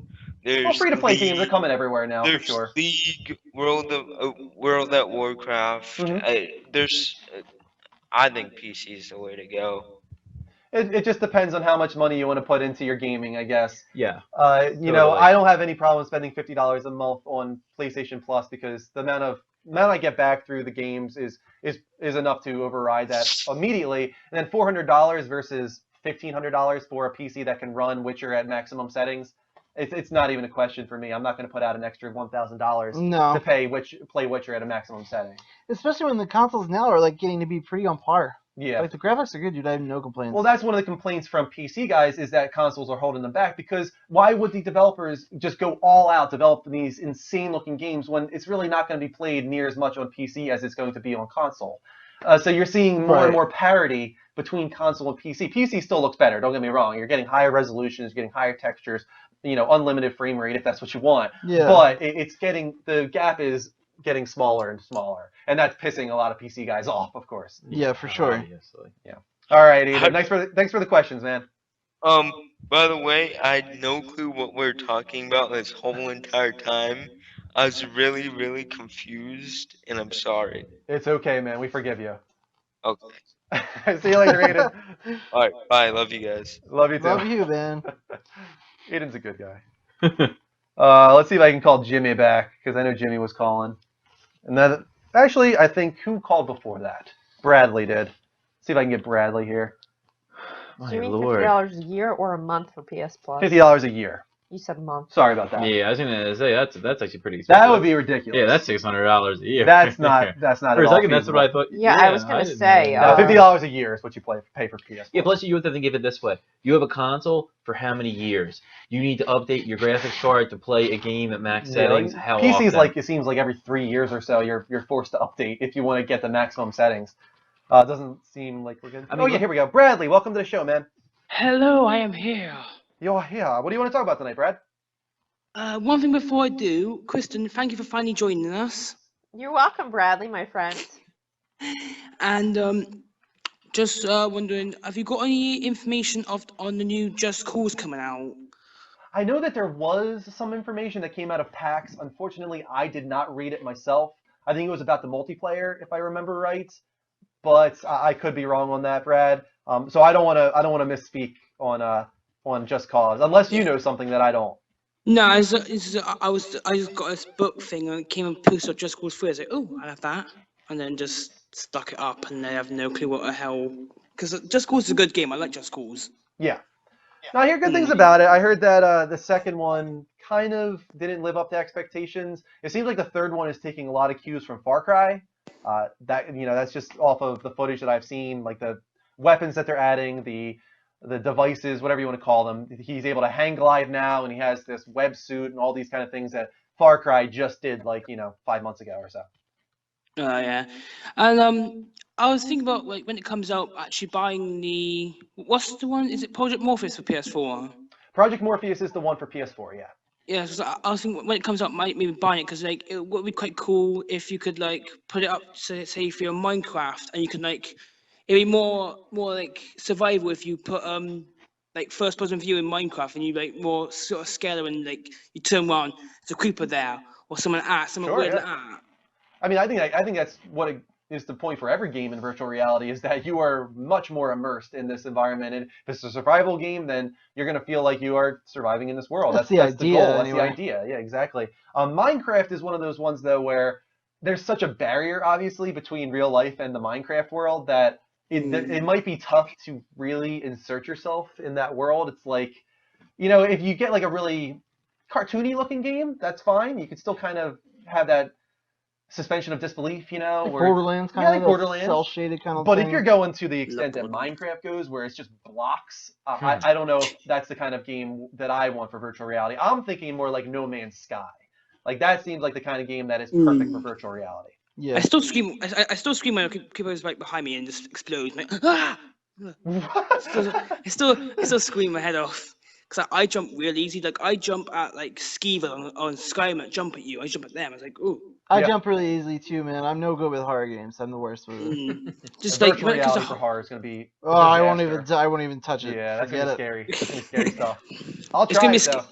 It's gonna be scary though, because I play my horror games at night, even though I hate playing at nighttime. And with the Morpheus, it's gonna be more scarier because then you wouldn't know what's going on, and you could turn around and they would give it a zombie there or something, or a creature. It's ooh. Yeah. Ugh. I think Outlast. I keep thinking of Outlast, and if I were to play that in virtual reality, I don't know if I could do that. Apparently, they're making a second one. Apparently, I'd have a heart attack. I'd have an anxiety attack or something. I can't do that. Yeah, they're making a second Outlast. Yeah. All right, Brad. Ugh. We're gonna move on to the last level update, man. Okay. See you later. Thanks for the call, man. Level up. Level up. Level up. Level up. More people do that, please. I like it. I like when Brad does that. Do Answer calls with level up. First of all, it's a nice little end of the call. It lets us know when the call's over. It is a nice end of the call. Okay, this is done. It's over now. It's kind of. I mean, we could initiate it. If they don't say, we could initiate the level up end. Yeah. Also. I like it. I'm a fan. This is good. I'm a fan of this. This is a good talk we just had there. All right, let's move on to the final part of the level update. Why does that keep happening? Let me delete that again. Remove. Could Bogey look any more adorable when he's sleeping? He's exhausted today. I know.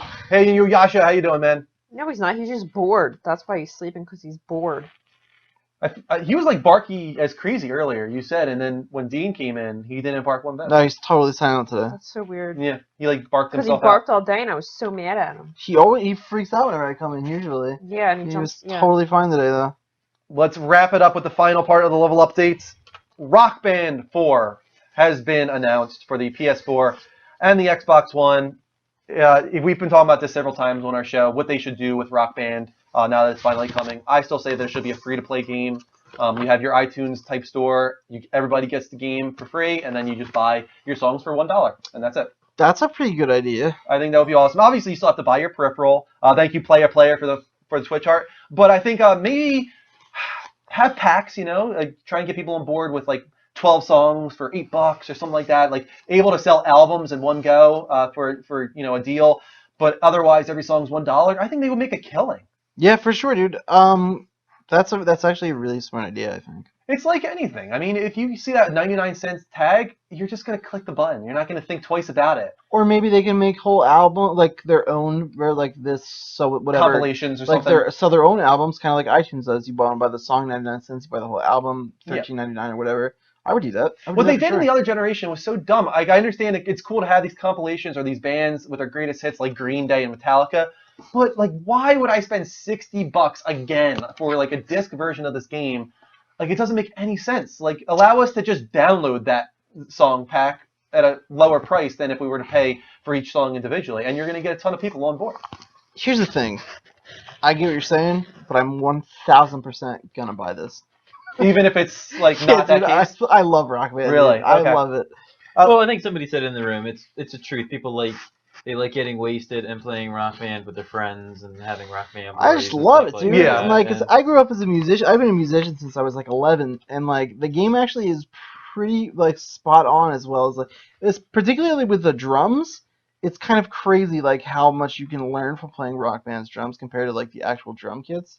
Like it's just it's just so good. I love it, dude. Let me read off this quote real quick, though. This is what they had to say over there at Harmonix. After taking some time off, it was really interesting to kind of come back and play the games that we bled and sweat over for years and years and years. Two things emerged very quickly. One was, holy mother effer, these games are fun. At the same time, we were able to be quite critical of the work that we had done and saw lots of room for improvement. And that was really important to us as well, because we are all really creative people, and it was important for us to be able to sink our teeth into something that was deserving of the 4 at the end of the title. We didn't just want to rehash Rock Band 3 for new consoles. We felt it was really important for us to evolve the gameplay in a way that would be interesting. They are not at all talking about pricing right now. No. It's interesting that they said that, though. They want to do something interesting. So what does that mean? I don't think that just means a pricing model. I think that probably means new gameplay mechanics in some way, shape, or form. It's the same instrument from everything I know. It's still the drums, it's still the guitar. Except no keyboard this time. They're No they're doing away with the keyboard, which I don't think anybody really cares about. Okay. So in that point of view, there's no differences. It's the same instruments for the most part, except removal of one. So I'm very curious what they do. Me too. I'm excited to see what they can bring that'll like refresh the franchise. I think they probably got something up their sleeve. They said I was reading an interview. The guts of the guitars are a little bit more solid this time. A lot of people who played both Guitar Hero and Rock Band will attest the Guitar Hero guitars were just a little bit more responsive. Yeah. The Rock Band guitars were very like floaty and kind of cheap feeling. Yeah, I agree with that. Apparently this is supposed to be a better, solid, more quality instruments this time. Gotcha. All right, Dean, you're up. Cool. Where are we at here? We're at No Man's Sky. No Man's Sky developer Hello Games adds AI space probe. Hello Games has added a robot probe that's only job is to fly around the game's 18 quintillion worlds. Not an exaggeration. I don't know what that number represents. I'm not even sure what that means. All right, well, let's keep going then. It's more than a billion. So. More than a billion? Well, quintillion it's got to be. It's like probably 5 times more than a trillion. Yeah. Then, right? I don't even know. For Less than a zillion. Yeah. Well, quintillion. If a trillion is 3, right? Isn't that essentially what it's supposed to? A billion is before trillion. So you got billion, trillion, quintillion. There's septillion. Zillion, I don't think even exists. A lot of people say zillion. That is not an actual number. I know. But so a billion is 3 sets of 3 zeros, right? So a quintillion is probably, or no, a trillion. No, fuck We this should thing. not be Let's talking just about this. quintillion. We don't have the knowledge to Let's talk just about keep going here. So yeah, a quintillion, and take short videos and document its findings to be animated into GIFs for the team as well as players. The probe is also responsible for the world's creation to give it the diverse, unique appeal the developers set out for. The art team consists of 4 members, and creating unique environments on such a large scale was an impossible task. This ensures each planet is noticeably unique. True story.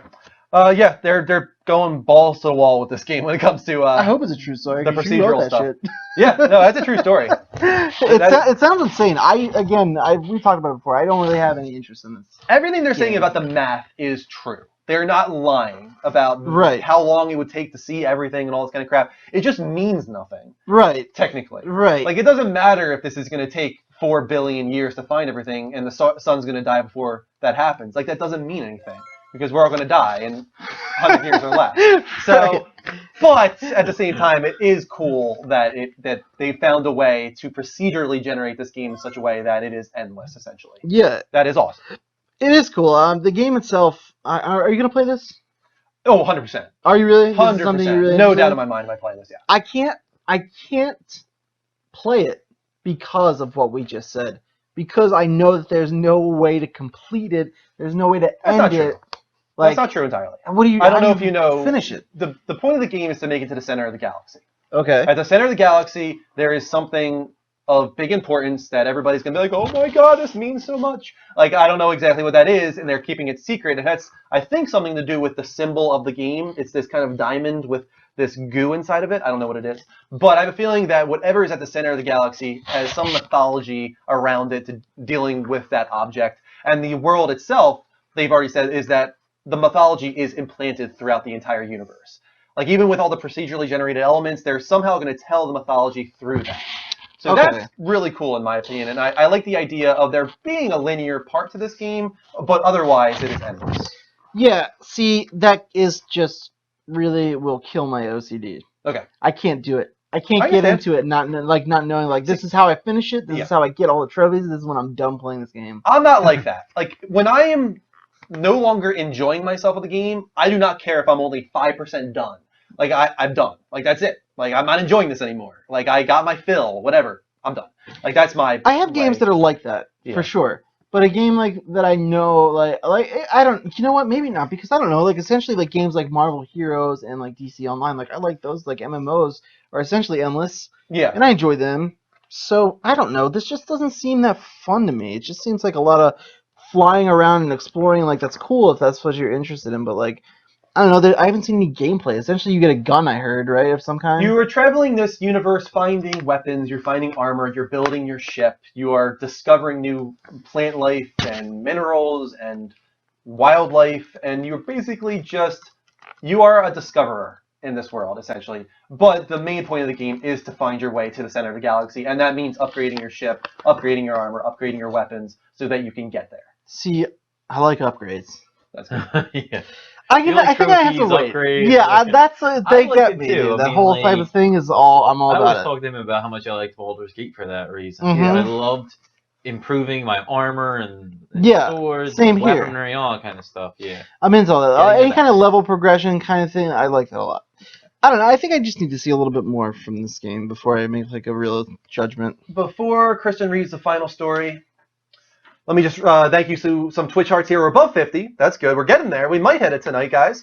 Thank you to Tree Turtle 420, Geek Squad, Operator C, Assassin's Legacy, Dirty Pumpkin, I think, Playa, Los Cande, XR3LL, Crazy Tony Kia, God of War, and the Corrupt KFC. We're back on track again. Thank you for all those Twitch arts. Keep them coming, guys, to the 190 in the room. If you have not followed us yet, go to twitch.tv/TheLevelUpShow. Follow or subscribe there. If you're watching live from PlayStation, which it seems you are, just hit that little heart button. It's as simple as that. Hit the heart button. Your name will pop up on screen. We will shout you out, and you'll get us closer to the big 5,000. Go ahead, Kristen. You're up. Just that story right at the top there.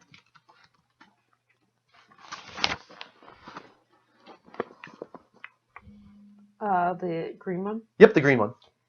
Microsoft wanted Insomniac to reboot Conquer. What does that even mean? Meaning like Conker's Bad Fur Day. Yeah, that's cool. How's our clock doing? It's just sitting It's upstairs. It's chilling. in an empty room. Yeah. According to a now verified Microsoft employee on Reddit, MS is trying to reboot several classic franchises. Here is what the Redditor wrote. All of a sudden, I became flooded with emails and design docs for a new Conquer game. Basically, MS wanted the reboot Conquer and was shopping around for developers to make the new game. MS wasn't comfortable developing it, and Rare definitely wasn't making it. For a while, it really looked like Insomniac would take on the Conquer reboot. They were already doing third-party stuff for MS, and they had made a hit platformer series in the past. However, Insomniac turned MS down too. Apparently, MS wanted Conquer to hit store shelves by the end of 2015, and Insomniac refused because of the short dev cycle.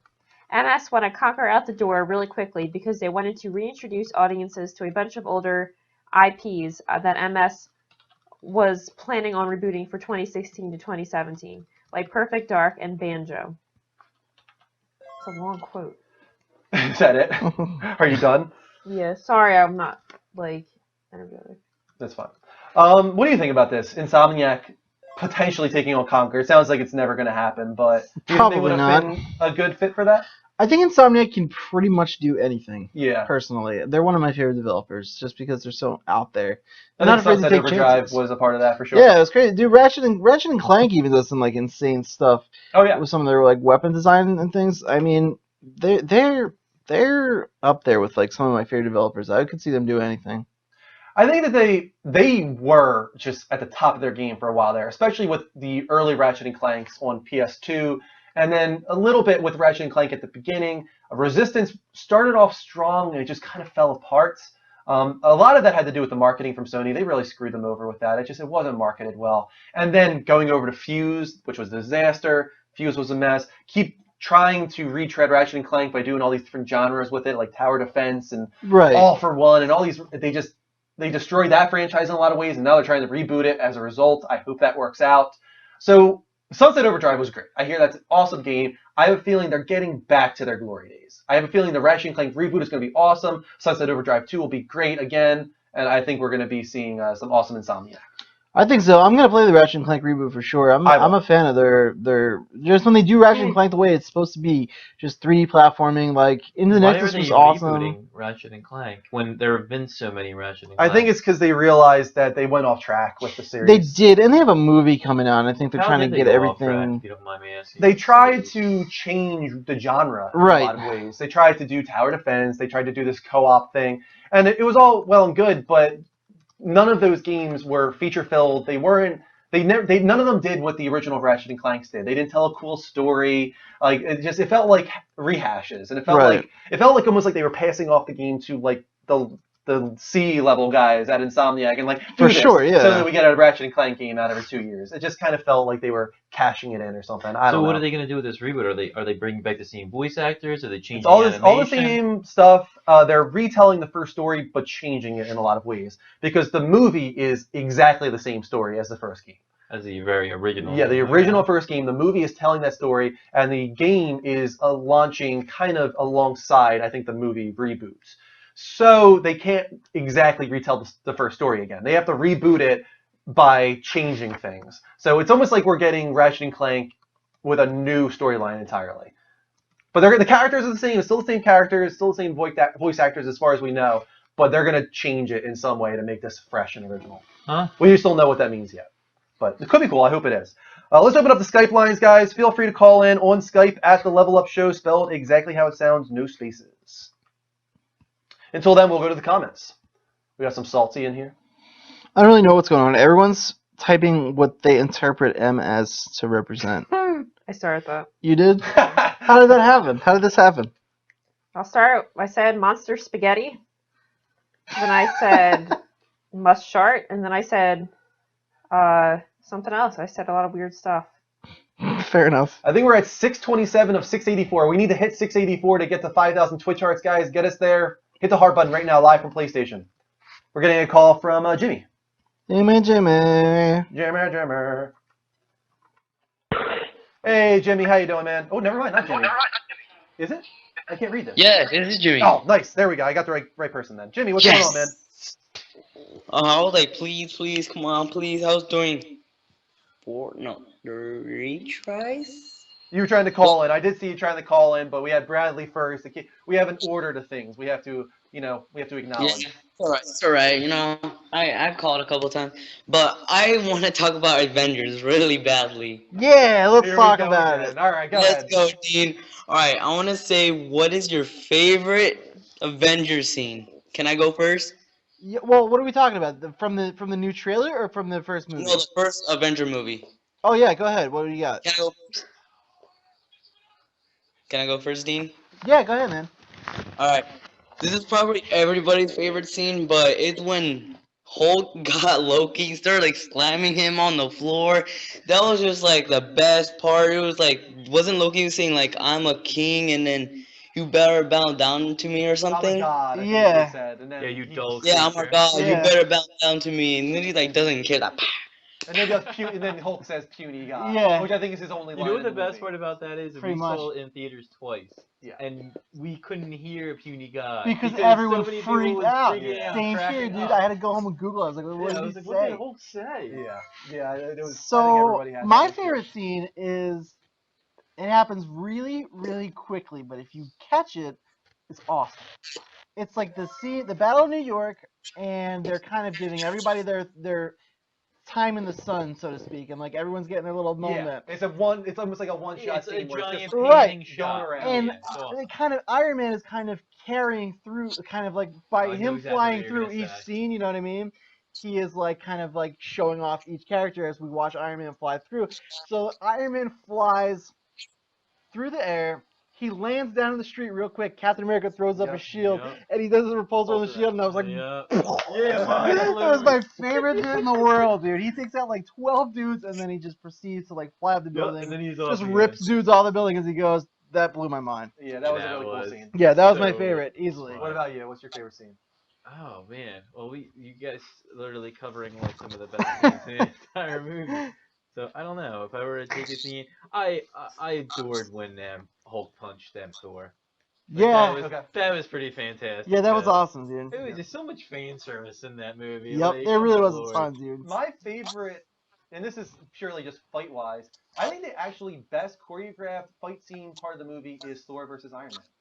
Oh yeah, that was Yeah, amazing. That's actually the was best really neat. fight There's scene so in the many- it's film. You so know what hard was to really pick. good too was Captain America: Winter Soldier when Cap was going the first time they're hand to hand when he finds out that it's Bucky.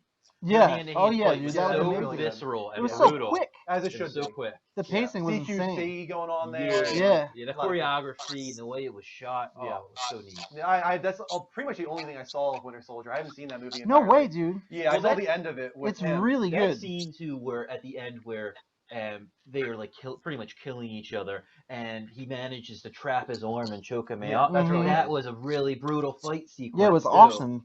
It was like yeah. But how about Jimmy? You already said yours, right? It was when Hulk slammed Loki. Yeah. So what about with the new trailer? What's your favorite part of the newest trailer? Oh, I still haven't seen that trailer. I only seen like little parts of it. Well, I guess you missed But the early part of our you- show then. Jimmy, you gotta pull it up on another browser, dude. Yeah, Watch you it. gotta watch the new Avengers trailer. Yeah, okay. So like right after this call, I'm gonna watch it. Do it. All right, man. Do it right now. We'll let you go.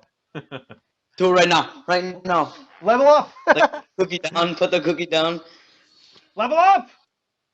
All right, level up. Yes. There we go. Nice. See you later, Jimmy. Get better soon. Thanks, Jimmy.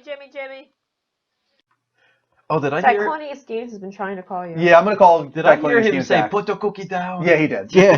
Put the cookie down. Put the cookie down. So who's there? Get to the chopper. This will be our last call in this segment. We're calling Diclonius back. Hey, Jose, how you doing, man? What's going on, Drew? Sorry that we were missing your calls. Go ahead. It happens. I understand. Go ahead, Jose. What's your question, man? Well, let's see. I guess what are your thoughts on, GameStop now accepting PS2s all of a sudden? It'd be my first question. Games. I'm sorry. Say that one more time. Accepting. GameStop accepting PS2s now? Oh yeah, it's trade-in, right? Really? What are they offering for that, Jose? Do you know? $25. $25. Not worth it to me. I'd rather No. almost as like a nostalgia collector's thing. I would hold on to my PS2 for that reason alone, rather than get $25 for it. Yeah, 25. Yeah, same. $5 in store credit, not cash. Yeah, and $25 in store credit, exactly. Yeah, You know, it's it funny. Like works. today, I was unpacking my old bedroom, back at my old house, and just looking through all my PS2 games, my PS1 games, and since then I've taken every disc out of their cases and I put them into kind of like a binder instead, so I don't have all these boxes. And I kept my boxes at home. And today I had to make this decision: like, do I finally throw out all of these game cases that I've collected since I was like, 8 years old? Mm-hmm. And I did, and it I was kind of throw 'em very out? depressing. I didn't like to do it. Hey, you're throwing away your childhood. I was throwing away my childhood. It was very sad. It was a hard day. I was with him, and that's what we were doing. We were just chucking all this. I know, stuff. dude. It's like I didn't want to do that, and there were ones I held on to all my Final Fantasy ones. I held on to my Metal Gear Solid, Kingdom Hearts, Chrono Cross, ones that were especially special to me. Like PlayStation 1 especially. I feel like that's like older and the cases are smaller, and I wanted to hold on to those ones. But 90% I threw out probably like 100 to 150 game cases That today. sucks, man. It sucks. It does. I feel bad. I guess my other thought would be, it may be just me, but I don't know why I'm so excited for a sports game. Maybe just because I want to get my Twitch off the ground, as Yeah. I tweeted you. Yeah, you got MLB The Show, right? Yeah, I'm getting it. Yeah, I'm getting it like I'm getting it on the 31st. Hopefully I pick it up that day. If not, I'll pick it up that weekend. And Yeah. Now, have you ever played the show series before? yeah, I played last year's. Okay. I was going to say, if you haven't, then you're in for a treat, because it really is. It's the best baseball has ever been as far as gaming goes. And even as like a non-sports guy, MLB The Show is a game that I got 2 years in a row because I thought it was that strong. The road to the show, all that is really compelling. That's a really fun sports game. Yeah, I'm gonna do some pregame like promotion with my 2 hashtags to hopefully get some traction, get some attention. Well, if I see that, I will try to make sure I retweet it, man. Hey, I appreciate it, man. Even though I'm not a Patreon, I appreciate all your help. Oh, no problem. We don't just want to support our patrons here. We appreciate everybody that watches our show. And you've been watching our absolutely. show for a very long time, Jose. So we appreciate that. Actually, one more quick thing. Yeah. Do you really think Oculus Rift will succeed, even though history shows that virtual reality isn't really something people want? I don't know if I would say that. I think that virtual reality just wasn't feasible, technology-wise. Yeah. Because the thing about virtual reality is you have to get to 90 frames per second and very high resolution if you don't want every single person using that device to get motion sickness. I mean, with the Because- Virtual Boy, didn't it give people motion sickness? It did. Yes, the Virtual Boy definitely gave motion sickness, and so did and any of those mall, virtual reality things that they had back in the 90s. If you use those for even 5 minutes, you were walking away nauseous because your eyes, when you're that close, first of all, you're seeing what's called a screen door effect because you are actually seeing the grid of the pixels, which is something that's really hard to mitigate, but they've done really good at it recently in doing that with the high resolution screens, OLED, lowering the diameter of the grid of the pixels. And then on top of that, getting to 90 frames per second or 120 frames per second through frame interpolation allows us to finally have that smooth, real-life feel, because you're always going to have that barrier if you can't feel like you are seeing real-life frame rate, because that's the thing is everybody's different, but what I'm seeing right now, I have no idea what frame rate I'm seeing right now, but it has to be very, very high, I imagine. Especially as a young guy, your frame rate vision becomes lower as you get older. But if you're a young gamer, I have to imagine you can see 120 frames per second if you're that close to a screen. So that's what it is. I think that we're finally getting to the point where the technology is there, and for that reason, I think virtual reality could be the next gaming revolution on par with 3D. And I don't mean hold on a second. I don't mean 3D as in like 3D TVs, because that was not at all a revolution. Yeah. I mean the leap from 2D to 3D, like from Super Mario, World to Super Mario 64 is what I mean. I want to see it succeed, but I don't think I'm gonna personally buy it, even if it is like only $300. Only? I think that would be very high actually if it's 300. I think that the only way this thing succeeds on a mass market level is at 200. So you think anything higher than 200, it just... I think if it has bundles at 250, it might do okay. But if the base model is $300 and you have to buy the PlayStation Move and buy a PlayStation camera and buy a game and you're net at $450 to play this thing, no way is it going to sell well. Most consoles sell at $199. There's no way this thing reaches mass market appeal above $200. So, it'll reach the hardcore. There are plenty of people that watch our show that say, if it's $500, I'm getting it. And that's awesome. There's going to be plenty of people that do. But you're not going to sell 25 or 30 million units like Connected if it's above $200. Right. That's my opinion, at least. We'll see Go what on, happens. go on. All right, Jose. Thanks for calling in, man. All right, man. Level up, dude. Level up. Level Nice. up. That worked. That was very quick. You Caught should on. establish a slap bet. A slap bet. We thought about it for a while, and Mike continuously says that he thinks it'll be higher. But that's the thing is, I'm not saying what I think it will be. I'm saying what I hope it will be. Because Right. I want it to succeed, and if this thing is going to succeed, it needs to be $200 standalone or $250 with PlayStation Move with PlayStation Camera. I agree. It's just that's. I think it's going to be a little bit pricier than we think. I think it's going to be $300 probably in the end, and it's not going to do well. No. I don't think it will. No. And it sucks. It sucks because this is the start of virtual reality. Mm-hmm. And if Sony wants to become synonymous with that, they have to take a loss. Virtual reality has to kick ass, though. It can't be like the embarrassment that it used to. Oh yeah, definitely. Right. It was an embarrassment. That's the thing. Sony really can't afford to take much of a loss because the PS4 division is really the only thing keeping them afloat right now. Yeah, you're right. And for the longest time, they were taking losses on everything, and Sony was finally like, no, we need to release things either at level, where we're not making a loss or a profit, or at a profit. And that's what PS4 is doing, I'm pretty sure now, is that it's actually selling at a profit, which is great for them because they're selling, 20.2 million units in the first year, which is unbelievable. Either who's in Frost? Jimmy is Frost. Is he the one who called? Yeah. Mm-hmm. Yeah. Did you see what he said? in No, the I trailer? didn't. Oh, he watched it? Yeah, he said, Drew, the trailer. Just wow. Beautiful. Just wow. Beautiful. Just wow. Let's take another quick commercial break, guys. We'll be back in 60 seconds.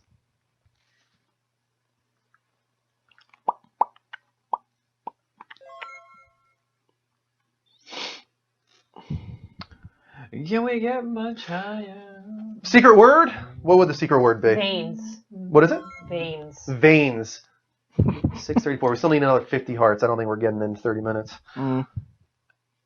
So MC, masturbating chimpanzee. No, it's MS. MS. Oh. That's from Microsoft. MS. MS. Multiple sclerosis. Yeah, it's the first thing that came to my mind. So. I don't know now. Someone said massive scrotum. Massive scrotum. Someone said massive schlong. Nice. I like that one. I said monster spaghetti. Monster spaghetti. I think we're probably back now. Welcome back, guys. This is the Level Up Show, episode 64, a gaming dedicated talk show on every Sunday at 10 p.m. Eastern Time. We talk all the biggest gaming industry news. We're about to get the topic of the week, which is GDC and PAX East. But before that, thank you to our 50 or so Twitch stars tonight, including Reproved Nickel 5, Legion SSX, Del Mago 88, Video Games for the Win, Steampunk 5510, Prof EP, Buddy Smoke, Hercules 23456, and Almighty T-Rav. Thank you for all those Twitch arts. We're at 200 people in the room still, which is awesome.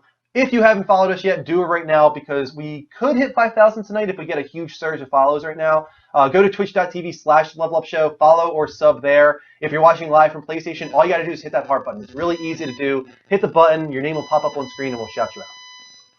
Yeah. All right. So let's move to the topic of the week. We had a GDC this week, as I was saying. We got a lot of virtual reality out of it, which seems to be a lot of the topic tonight already. Yeah. Everybody seems to talk about it. But we didn't just get Project Morpheus. Let's start with that. We talked about Project Morpheus a little bit earlier. It has 1920 by 1080. It's got the 5.7-inch OLED screen, which is great. Love the colors on an OLED screen, first of all. Yeah. But on top of that, it's also got a very small grid when it comes to the pixels, and that's how they mitigate the screen door effect. It's coming out in the first half of 2016, which is a little bit of a surprise. And probably the most important part, maybe, is the 120 frames per second and the 18 millisecond latency. Those are all really strong stats. On the other side, we have Oculus Rift, and we also have the HTC Vive, which is working together with Valve, which we all know, Portal and Half-Life and all that. That one, from a technological standpoint, supposedly is the most impressive of them all. Yeah. Everybody is using that. Is just going crazy over it, saying the lighthouse thing that they're doing, whatever that technology is blowing people away. Yeah. So that's pretty cool. We also got cross-buy being announced between Xbox One and PC. Have you heard about this? I have not. They're kind of following Sony's suit on that. Obviously Sony's been pushing the cross-buy functionality for a while now. But what is pissing a lot of people off with the PC support that Microsoft is pushing when it comes to Xbox on PC is that the PC guys don't have to pay for Xbox Live. Really? They are getting online for free. That kind of blows, yeah. Yeah, and everybody, like at the beginning, everyone's like, "Oh, that's awesome, PC, we get it for free." And then all of a sudden, the Xbox guys came in and said, "Like, what the hell?" Yeah, like I don't think that's right. $60 a year for like the last how long? Like, why do these guys get the same exact product and online for no cost at all? So that is definitely pissing some people off. I could understand that. That seems like a real jip. On the Wii U side of things, they are getting some indie ports finally.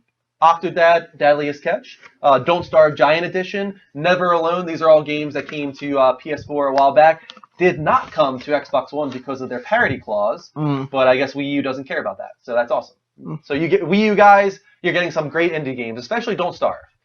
Try that out. That is an awesome one. Many new Steam machines announced. We talked about this a little bit earlier. The Steam Link is what a lot of people are talking about because that is $50. Okay. $100 with a controller. But it's basically Netflix for gaming. Yeah. It is their new streaming service. You can stream your PC to it and all that kind of stuff. It all comes down, obviously, to the latency, all those kind of things. Yeah, PlayStation for Now sure. does this already, trying to at least, and it works pretty well from what I hear. Yeah. Wait, did you try PlayStation Now? I was in the beta testing. Okay. Yeah, and it worked for me. I didn't play. I wasn't at the time. There wasn't like that many games offered. Yeah. I was playing Guacamelee on it, and it would chugged a little bit here and there, but it was like the very, very early stages of it. So I didn't really get into the meat of the bones. They had some bigger games on there, like Darksiders, which I imagine would be a little more difficult to test out, but I never got around to it. So I'm not sure how the final product worked out. I would like to check it out though. It's not even just that the product needs to improve. They changed the way the product is marketed, I guess you could say. They have a new subscription service with PlayStation Now where you don't have to, rent games individually. You can now either spend $15 a month for 3 months or Right. $20 a month for a singular month. Is this out? Is PlayStation Now Yes. out now They have, officially? they have a standalone application now on PlayStation 4 that you can download if you want to do the subscription service. And you have unlimited access to over 100 PS3 games for $15 a month. I think I might check it out.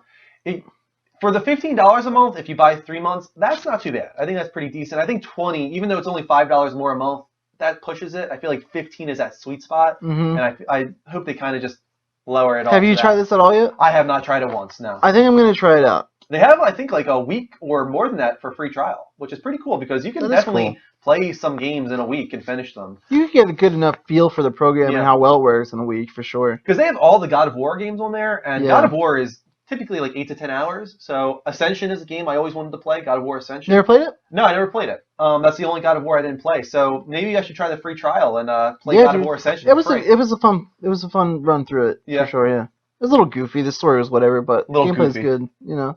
Let's go back to I have a quote here that I missed. It was for the virtual reality. It's for Valve's new Lighthouse technology. Gabe Newell talked about it a little bit. He said the, quote, first prototype of our hardware has all these retro reflective dots. That's great for one person who's sitting. If you actually want to have 10 people in a room moving around, you need something like Lighthouse. So Lighthouse gives you that precision. It's not specific to the head-mounted display. We also use it for controllers, but you could use it for anything. You could put it on your tablets or your phones. It's tracking. It happens that VR likes to use tracking, and it's critically dependent on it. If you've seen it yet, it looks like something out of Star Trek. It's on your controller and has like this, it almost looks like it has a satellite dish on the end of your controller with all these little like reflective things going on. It looks ridiculous. I haven't seen it. It looks so dumb and ridiculous, but I hope they find a way to make it look more approachable because it's just, it kind of reminds you of like at the beginning when, for instance, Sony was trying to create the PlayStation Move and it started off as being this like stick with a huge ball on the end of it and it just Yeah. looks ridiculous. That's what it looks like at this point in time. It looks so bad, but supposedly it works very, very well. So hopefully they get that working out. Let's see if we got any other news from GDC. And once I'm done with this, guys, I'm just going to open up the line for you guys. Android TV set-top box called the Shield. Have you heard about this at all? A little bit. Here's a quote here. It streams games over the company's Netflix for gaming platform known as Grid. It streams games from your local PC. It powers Twitch streaming at the same time of said stream content. Heck, it powers games like Crysis 3 locally running on Android. It's $200 for the set-top box with a controller, and it also has voice functionality built in. So once again, we're getting another one of these micro consoles in a way with streaming functionality. Moving more and more towards that. It seems. Yeah, it does seem that way. I think it's this whole streaming thing is going to be not ready to fully catch on until we see like some bandwidth increase. Yeah. Oh, 100%. You know? Yeah. And that's down to Comcast not throttling our speeds, Verizon not throttling our speeds, which might happen now that we have net neutrality going through and those first baby steps happening. Mm-hmm. As for PAX, we had some new Final Fantasy 15 episode Duske impressions. A lot of people were playing it. I saw some new footage that I had never seen before, and I am so happy with what I'm seeing because I didn't realize this demo had a lot more than what they were showing. Like, there's chocobos in this thing, and I don't think anybody here really knows what I'm talking Final about. Fantasy? Yeah. I've heard the term. I've seen a picture. That's all. They had like a chocobo farm, and I didn't realize that there was going to be like a chocobo farm in this game. It's really cool. They have like almost like a trailer ranch. Okay. Like, and it's like, because they're trying to meld this realistic nature with the fantasy nature. Mhm. So you got these trailers in the background, but then over here you got like chocobos. Yeah. Like, and it's just like, it's really bizarre, but it's also really cool. And I'm really happy with that. And then on top of that, there's supposedly like all these caves you can go down into for side quests and these Sounds kind of awesome. behemoth monster hunts, and it sounds like there's 4 hours of content in this thing, and Nice. I'm really, really excited for this. The other one thing I did hear is that it's not quite polished to what people want yet, but it's probably really far away at this point still. Supposedly it drops down below 10 frames per second here and there, which is abysmal, obviously. Hopefully, they said that they might have that fixed by the time the game comes out in a few weeks. But even so, even if it's not fixed, we have to kind of take this game knowing that it's probably a year and a half away still. In my opinion, that's what I'm guessing. I'm guessing this game is still a year and a half away. So take everything with a grain of salt, of course. We also find out that Tales from the Borderlands Episode 2 will be arriving on the week of March 17th, so not very far away at all. They kept that silent, and then finally out of nowhere they announced it. Final Fantasy XIV Heavensward expansion pack will be released on June 23rd with early access to people who are pre-ordering. And finally, there is a new Witcher 3 video that went out online, a 7-minute gameplay of Witcher that I watched, and I honestly thought it looked downgraded, in my opinion. It didn't look as sharp as they originally started releasing doesn't. some stuff. And this was the PC version, as far as I know. Like, this was the PC high-quality version, and right from the very beginning I saw it, I was like, the grass does not look near as good as it used to look. Mhm. The grass doesn't look as good. The shadows don't look as good. Something happened here. I don't know if they overshot at the beginning and promising, more than they could handle. I'm surprised, though, because you would think with the PC side, they're just technological geniuses over there. Yeah, at for CD sure. Projekt Red. So I'm very surprised that the PC version doesn't look as good as they originally promised, because the PS4 and Xbox One version are only going to look worse. Yeah, I don't know. I think in the long run, when it finally comes down to the time the game's released, I think it'll look just as good as everybody thinks it's going to. I hope so. Yeah. Either way, we talked about this earlier. I don't care. Yeah, right. In the grand scheme of things, I think the game looks a lot of fun. It looks awesome. It's this open world fantasy adventure that I've never touched before. I've never played the Witcher series. So I'm really excited to jump into that world and find out what the game's all about. As coming from somebody that never read the books either. Right. It has this huge amount of lore and mythology that they've established that I have no idea about. So hopefully I can jump into this thing and catch on. But that's about it for what I wrote down for GDC and PAX news, guys. So I'm going to open up the Skype lines. Why don't you guys call in right now on Skype at the Level Up Show, spelled exactly how it sounds. We can talk about Avengers. We talk about GDC. We talk about PAX. Anything you guys want for the next 10 minutes. And then we'll move on to Wild Game, of course. Until then, let's thank some Twitch arts here. We got Justin29193, Snowfalling89, David Mile. Thank you to Jason for the YouTube subscription. We Bully Bums. That's a weird name. Reprove Nickel, Legion SSX, Delmago, Video Games for the Win, Steampunk, Prof EP, Buddy Smoke, Hercules, Almighty, Tree Turtle, Geek Squad, and many, many more. Thank you for all those Twitch arts, guys. Keep them coming. Hit that little heart button live from PlayStation, and let's take this call from Aiden. Hey, Aiden, welcome back to the show, man. Hey, I just want to say thank you for having me on last time. on direct. I got 5 followers. Thanks for shouting me out, guys. Oh, no problem, man. I'm glad to hear that. I'm glad to hear All you right. get support. And that's the point. He's got to get that beginning started, and then it starts to steamroll a little bit. All right, thanks, guys, and No level problem. up. Level up. Take a call from Carlos. Oh, it went away. Try calling Carlos back. Here we go. All right, I'm calling you, Carlos. See if this picks up. What we got in the chat room? I heard they showed new Hello? Arkham footage. Hey, Carlos, how you doing, man? I'm doing fine. What's going on? What do you want to talk about tonight? First thing I'm gonna get it out of the way is Dean, Yeah, what's up, Final man? Fantasy Advent Children.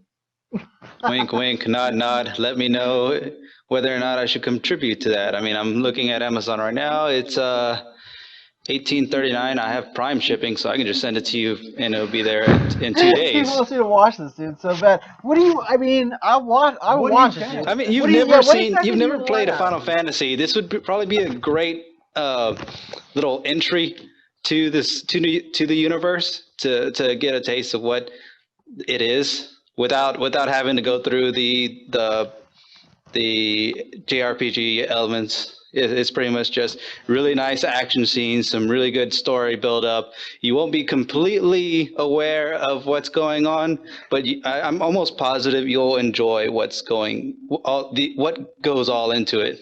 And how long is this movie? Only like an hour and 15 minutes. No. You first of all, you want to watch the extended version. yeah. Watch Yeah. Advent Children, which is closer to 2 hours. 2 hours and 6 minutes roughly. Is it? Wow. Yeah, the extended 126 version minutes. is a good 20 minutes longer, but it's worth it. It's the Dude, high it definition. seems really long for a person who has no idea what will be going Well, on. I mean, you're someone who doesn't know that much about Final Fantasy. You saw Advent Children complete. Yeah. It was good, I right? think that's the biggest problem is it will be slightly confusing. I think you'll still be able to follow. and Yeah. Everything. I think All it'll be right. okay. Maybe I'll I check think it out, it'll be dude. perfectly fine. Yeah, let me it's know worth it about for the that. action scenes alone. Yeah, for the action scenes alone, they do have Yeah. likable voice acting. Yeah. And yeah, For sure. it was well Anything done. else you want to talk about tonight, Carlos? Yeah, I mean there are a couple of things I could talk about, but it was interesting to hear that people who play on Xbox who've been wanting the crossplay with the PC side are kind of upset that they're not gonna that the PC side will have to share the same amount of subscription as them. Yeah. It's kind of weird. It's one of those things that I think they're just gonna have to deal with because they are playing on the console and not on the PC. I just cannot imagine Microsoft going, well, I guess we'll just have to charge the PC side too to make our Xbox They're not gonna do that. subscribers No, for happy. sure. The only solution is to not charge on Xbox because they can't charge on PC. They literally can't because every Yeah. other service is free. It would be a disaster. It would So, be pointless. No one would buy into it. But they're also not going to remove the Xbox Live subscription. Yeah, the only saving grace is if they were to come out just before or sometime just before they release that update and say, hey, either if you play with the PC side, it's free, or if they go, you know what, we heard you, we're gonna meet you halfway and cut down the price by about half or 20% of the Xbox Live Gold service from here on out. They did lower it to 40 recently. I think that was only for a time. It's for a still certain going period right of now, time. I'm pretty sure, but that's the thing is it a promotion or is this a promotion that becomes a permanent thing? It might just be a testing the waters to see if it's a better price point for here on out. Do you think if it stays at 40, PlayStation follows suit and lowers theirs to 40? I would hope that they lower their price, but it's not the biggest problem to me. I waited till there was a sale for it to be like $30 or $40, and I got it. So as long as those sales still hold up, there's not a whole lot of reason for them to lower the price, unless they really, really want more subscribers for those who haven't bought into it and have a PS4 now. Sure, yeah. Yeah, I agree with that for sure, man. Yeah, same. All right, Carlos. That's Give about me a it. The quick main level up, man. thing was Oh, never mind. yeah, the main thing was to ask Dean about that because I had asked in the chat and he didn't notice it. So Just make him yeah, happy. let me know. I'm gonna watch And it, dude. level I'm up, gonna everybody. watch it, and we're gonna talk I about can it. let you borrow it. I Yeah, I have was it. gonna say. Do you have it? I have it here. All right, I'm I gonna can just watch give it it. to you right now to take home with you. All right, I'm gonna watch it then. So Carlos, don't worry about buying it for him. I will give it to him right now to take home. All right. All right. Now give me a See you quick level later. up. Level up, everybody. Level up. Level up. Hello. See you later. All right. We'll take one more call, guys, before moving on to Wild Game. When does the new Arkham coming out? And they showed Arkham footage is to June it, right? 2nd.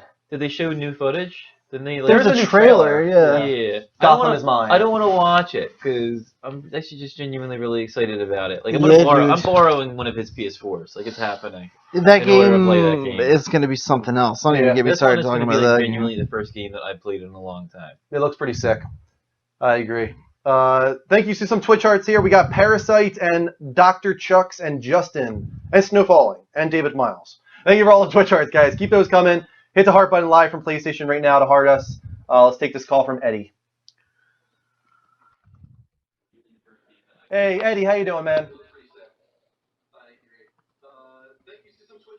Hey, Eddie, can you hear me, man? Yeah. There you go. What's going on? Welcome to the show. What's up? What do you want to talk about tonight? So I want to talk about earlier you guys were talking about Halo, right? And their problems. Yeah, and the fact that supposedly a patch release that is improving those problems. Yeah, but now I want to talk about Destiny. What do you guys think about Destiny? I think Dean can probably answer this a little better than I can. What do you mean? Like just in general? Yeah, just in general. I thought it was really fun. I was really hooked on it when it first came out. I Let's say they loved make it. a part 2 to it. Would it have different stuff? I think if they do a part 2, there's definitely Because it gonna seems be kind not a of. lot of things they need to work out for me to be back on board. It got really, really repetitive, and there's just a lot of problems the game had that didn't have enough to hook me in for the long run. Yeah. I think Because the biggest like. problem for me is that they kind of push the story to the side. Yeah. I was hoping for this deep mythology and this deep storyline to travel through with my buddies, and it just became all it was is collecting loot and trying to get. It's a lot of grinding. Just a lot of grinding. A lot It's just of a grind grinding. fest with your buddies, and I'm not into that. Yeah, same. And I was expecting a little bit more exploration. The game Yeah. takes place like traveling among like galaxies and spaceships, Right. and like I was a little let down by that. But what is there was fun. The gameplay itself, the core mechanics of the game, I loved. I thought it was a blast. But there was only so many times I could go to the same worlds and do the same missions Yeah. over and over again. I was almost expecting something like No Man's Sky, but with Right. Destiny. Everything else is Destiny, but No Man's Sky otherwise, where I fly into space, from the world, just go to whatever planet I want to. No menu screen. It's just this all seamless, like integrated thing that would have been awesome to travel with my buddies. We all get into our spaceships together. It's like, oh, follow me. Let's go to this planet. Like, that would have been so cool. Like, For sure. I hope that they can achieve something like that with the second one. Yeah, because of Bungie, if you look at their games in the previous times, they had really good storylines and all that. But in Destiny now, the storyline, there's no story to it. Yeah, it's almost non-existent. I've heard it compared to Halo in that a lot of people were saying Halo 1 had great gameplay but no story, and then Halo 2 came and it was like a perfect blend. So a lot of people are kind of thinking that might be the case with Destiny too. So hopefully it is. Yeah. That would be cool. I would get into it if that was the case. Yeah, sure. All right. And you guys looking forward to getting for the DLCs, or is that just a stupid idea? Not me personally. I'm done with that game. I got the first pack. I forget Yeah. what it's called. I got the first pack and I played it a bunch, and then that Was was it like the kind Dark of it. Below or something? That was and it, then we have yeah. House of Wolves coming pretty soon. Yeah, I won't be getting into any more Destiny. I really don't foresee myself putting the game back in, honestly, anytime soon. I actually heard that they cut out those 2 DLCs to make money off of that game. They cut it off the story to sell I it. don't think that's entirely true. I think that there's probably some things they held back, but this has been a business plan from the beginning. Like they knew what they were doing with this game. They knew what they were making as DLC, what they were making as the main game, what they were parceling out. So I think it's just whatever you're finding in the game, remnants of that or whatever, doesn't mean that it was removed from the game or it's on disc and it's this big mess up. I think it's just that certain things are on the disc and certain things aren't, and then they patch things in later. But That's it's always all a part of the popular plan. rumor. Whenever any game comes out and with like DLC packs that people hear about ahead of time, Yeah. that seems to be the popular rumor lately. That like, oh, they cut this off the disc. They were gonna put this in the game. Just like, because it's already on the disc or parts of it doesn't mean that they like removed it from the disc to become DLC. but some Like, people just plan ahead. It's not that simple. Exactly. Some people just plan ahead. Like when it comes to DLC, the big publishers like Activision, Ubisoft, they've had the DLC planned out 6 months to 8 or to a year ahead of time. Right. Like, they're gonna have some of that content on the disc For so that they sure. can just patch in as little as possible. It's just the way it works. Yeah, I agree. Alrighty. All right. Thank you. All right, give me a level up, man. Level up. Level up. Thanks for the call, All right, man. bye. All right, I'm going to shut down the Skype lines, guys. Thanks for all the calls. I really appreciate those. Let me bang some Twitch charts real quick. We got a few here. We got a YouTube subscription as well from Jeff. Nice. Jeff, thanks for the YouTube subscription, man. Also, thank you to these Twitch charts from Vanilla Gorilla, Nasty Balls, who's Aiden, Alpha Red Lion, Parasite, and then we're back to Dr. Chucks, Justin, Snowfalling, and David Miles. Thanks for those Twitch charts, everybody. Keep them coming for the final push. We only got about 20 minutes left in the show until we're wrapped up. Let's get into the wild game. Do you think you can split this with me, or are you too tired? For what? Wild game. Going back and forth wild game. Okay. You can do it? Are you sure? I'll do it for you so I don't disappoint you. It's fine. I can give it to like... I won't disappoint you. Just give What it is to the me. wild game? It's our preview of an up-and-coming game. So, first, let's play the trailer, of course. I don't see it. You're in green, and I'm going to be black. Oh. All right, guys. Let's move on to the wild game appears. Holy, I'm tired. Maybe. Never mind. We didn't hit 5,000. Wild game appears. Check it out, guys.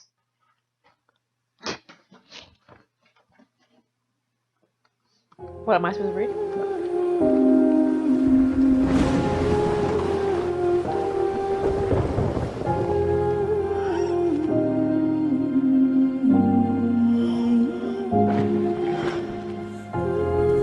Thank you, crowing.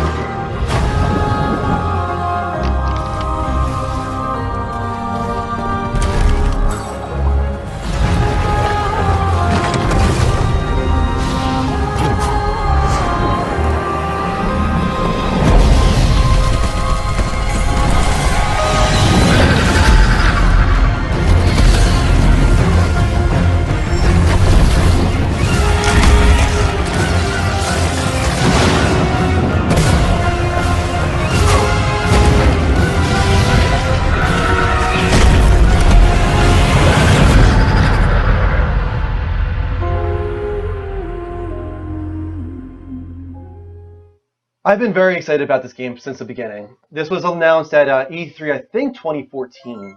And I was immediately jealous before I realized it was coming to Steam as well. So I'm really happy about that. It is coming to Steam and Xbox One. I think I'm actually going to play this. This is going to be the second game that I purchase on Steam. I'm 1,000% going to play it. This was actually like the primary drive for me to want an Xbox One, believe it or not. Yeah. I think this might be one of the first games I stream on the PC as well. I think I might try this out on there. Yeah, you should do. That would be awesome. Definitely. Let's start off here. It's coming out, I think, in the next couple of weeks. Does it say here?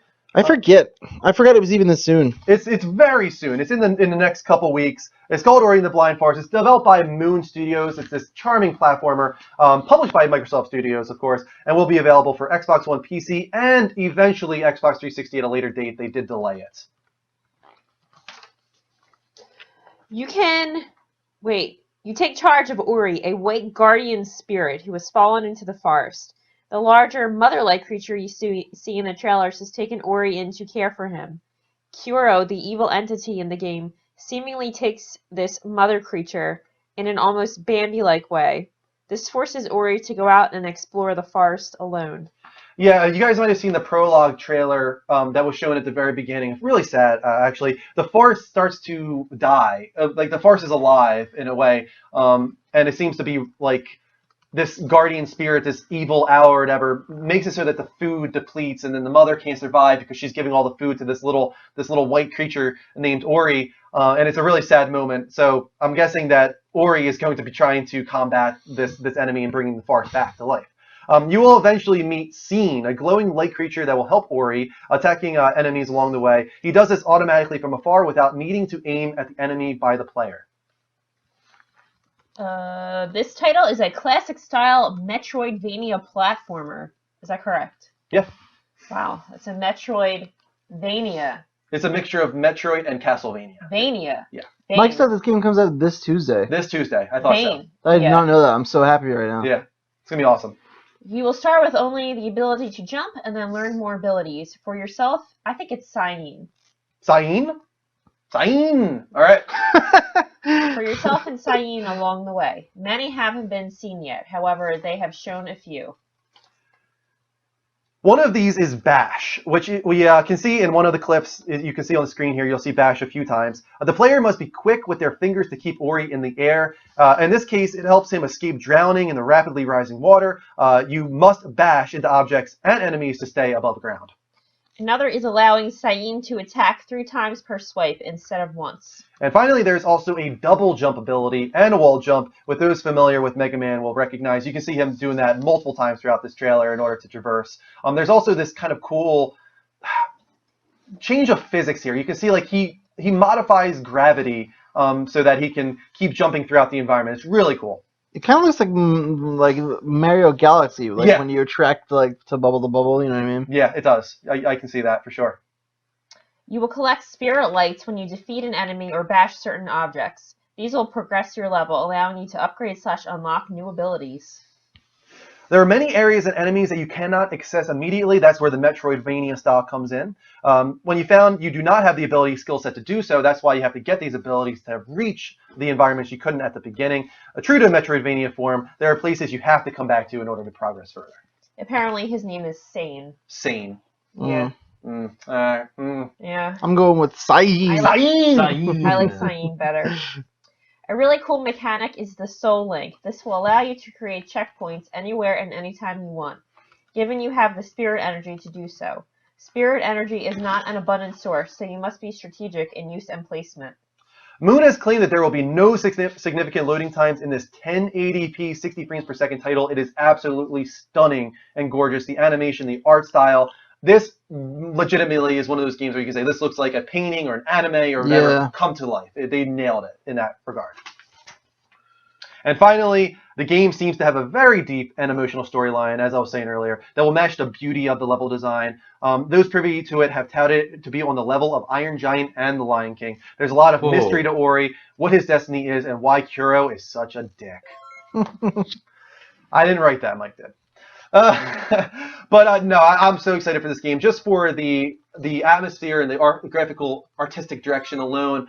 But the first thing that attracted me to it was that I felt emotion when I watched that first trailer. Mm-hmm. And you know me, how I am with games. Like, if a game can make me emotional, I want to play it. Yeah, for sure. The music, the whole atmosphere of it, Yeah. it's a really cool vibe. I hope that it is able to hold on to that, though, because that prologue is the first 10 minutes. Mhm. And I'm hoping that it's not just that's where all the emotion and story is. I hope that that is throughout the entire game. Obviously, the gameplay looks really great. I love the platforming and the Metroidvania style, but I want that story to be a hook throughout the entire 20 hours, I think I heard, actually. No way! This is not a full-price game, and supposedly this could take you 20 hours to beat. That's insane. Yeah, so that's awesome. I love a media experience. I hope that as long as it doesn't obviously overstay its welcome, that's also very Right. important as well. I'm really excited to check it out, though. Definitely. That is Ori and the Blind Forest, guys. Check it out this coming Tuesday because it looks awesome. And thank you to all these Twitch charts we're getting right now. Let's follow these real quick. Who do we got?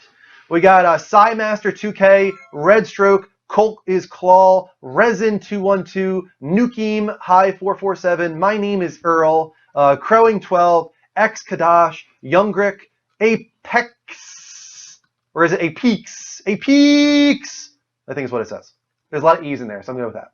And then, but thank you again to Varilla Gorilla, Nasty Balls, Alpha Red Lion, Parasite, Dr. Chucks, Justin, and many, many more Twitch arts tonight.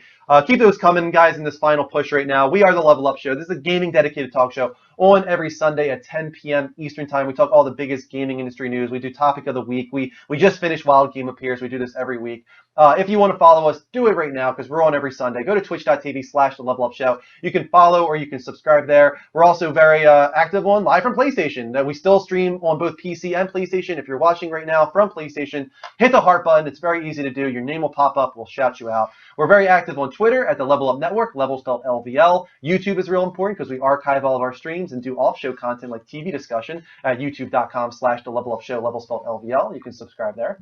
This hoodie that I have here, you can get on the levelupshow.spreadshirt.com. There's also t-shirts, there's muscle shirts, different sizes, shapes, colors, men's and women's. And then finally, the most important of them all, go to Patreon at patreon.com/The Level Up Network. It is the best way to support our network by donating money. But the best part is that you guys get things in return, like little jingles sent to you, or thank you videos, or promotional segments on our show, all that kind of stuff. We have $178 in patrons per month. So we are so appreciative of that. You guys are so awesome. Thank you for that. Keep them coming. Well, we want to make the show bigger and better for you guys, and that's the best way to do it. So I think that wraps us up. Yeah, and if you guys want to talk about the Avengers, I'll be up for a while. So just get at me on Twitter. I'm ready to talk about it. We do game streams throughout the week, guys. We got Monday is Greg with Inday. I think I'm not sure what he's going to do this week. I don't think he mentioned it. Because he doesn't have Life is Strange anymore. That got delayed. So I'm not sure what Greg's going to do, but he'll be on tomorrow at 10 p.m. Eastern Time. Mike will be on Tuesday, either with Diablo or Plants vs. Zombies or Destiny, one of those. Do you have any idea what you're going to do Wednesday for Beast of the Week? Nope. No, not yet.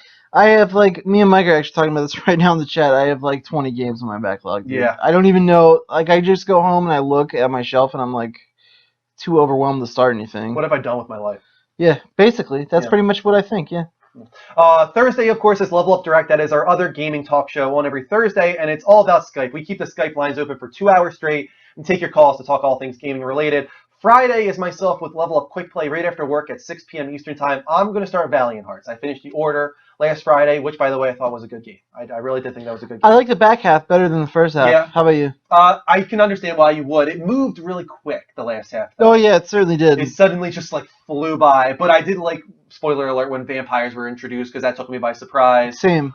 It ends on a cliffhanger for sure. It does. And there was a big fight, the last big fight at the end. Yeah. I enjoyed that a lot. Yeah, spoiler alert again, between you and Lucan. Yeah, that was a good fight. That was visceral. It was real. It was. The end of that game got really good. I agree. And it also kind of brought up the whole nature of who is right in this thing. He keeps saying I'm just doing what's right by my people in the same way that you're doing right by your people. So I wonder if they kind of expand on that and go into kind of like that Killzone thing where the Helghast is only bad because we made them bad. We took their land and did all these kind of things. So I wonder if they're gonna delve into that war and maybe make the Lycans not the bad guys, and maybe the vampires become the bad guys, and you join forces with the Lycans or something like that crazy. I could see that happening in The Order 1887 or whatever happens. You think they will call it if and when there's the inevitable sequel? Do you think it'll be 1887? It will definitely not be part 2 or something like that. I think it's another year. I think definitely they go with another year. You think so? I think that it's too focused on that. The game constantly is telling you the date in the bottom left-hand corner. Yeah, that's true. All about it being in 1886. But the fact that they can't grow old as long as they're drinking this Blackwater allows them to, they could go 200 years in the future if they want and still have the same characters. They call it The Order 2086 if they want. It doesn't matter. They have complete freedom in that regard, which I think is why they did that. But now, I don't want to spoil too much, but it will be weird to call the game The Order, I feel like. You think so? Kind of considering how it ends. Yeah. It still is about the Order in the end, though, even though what the Order is exactly is becoming more and less known. But it's still, I feel like it's still going to be about the Order and what it means and maybe bringing it back to its former glory. I'm not sure. Spoiler alert. Probably should have began with a spoiler alert, but whatever. We got some final Twitch charts from the Incredible Turk, A. Martinez, Mercy159, Naked Wolf, Ruralist, Psymaster 2K, Red Stroke, and Colt It's Call. So that wraps up the show, guys. Thank you for all the support tonight. Thanks for the 70 or so Twitch charts. We didn't hit 5,000. And unfortunately, that probably means I'll hit 5,000 on Level Up Direct this week. Not unfortunately, it'll be a beautiful It'll moment. still be beautiful. I just wish I could have hit with you guys here. Maybe we will. Maybe everybody will hate your guts on Thursday, and then we can do it on Sunday. If anybody wants to come join me on Thursday for Level Up Direct, so we get the 5,000 celebration in the way it's meant to be celebrated.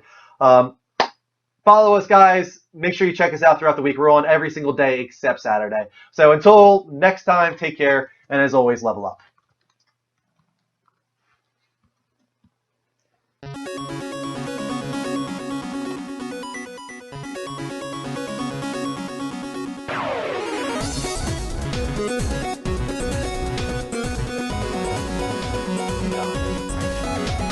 Tired? I'm tired too, man.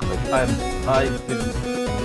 haven't said a word in like the last half hour because I've just been squirming in this chair, just dying inside. I felt that hour this morning, dude. Dude, why is it not 11:35 right now? Yeah. I'm dying. Fake clap. Level up, guys. Thanks for watching. See you next time.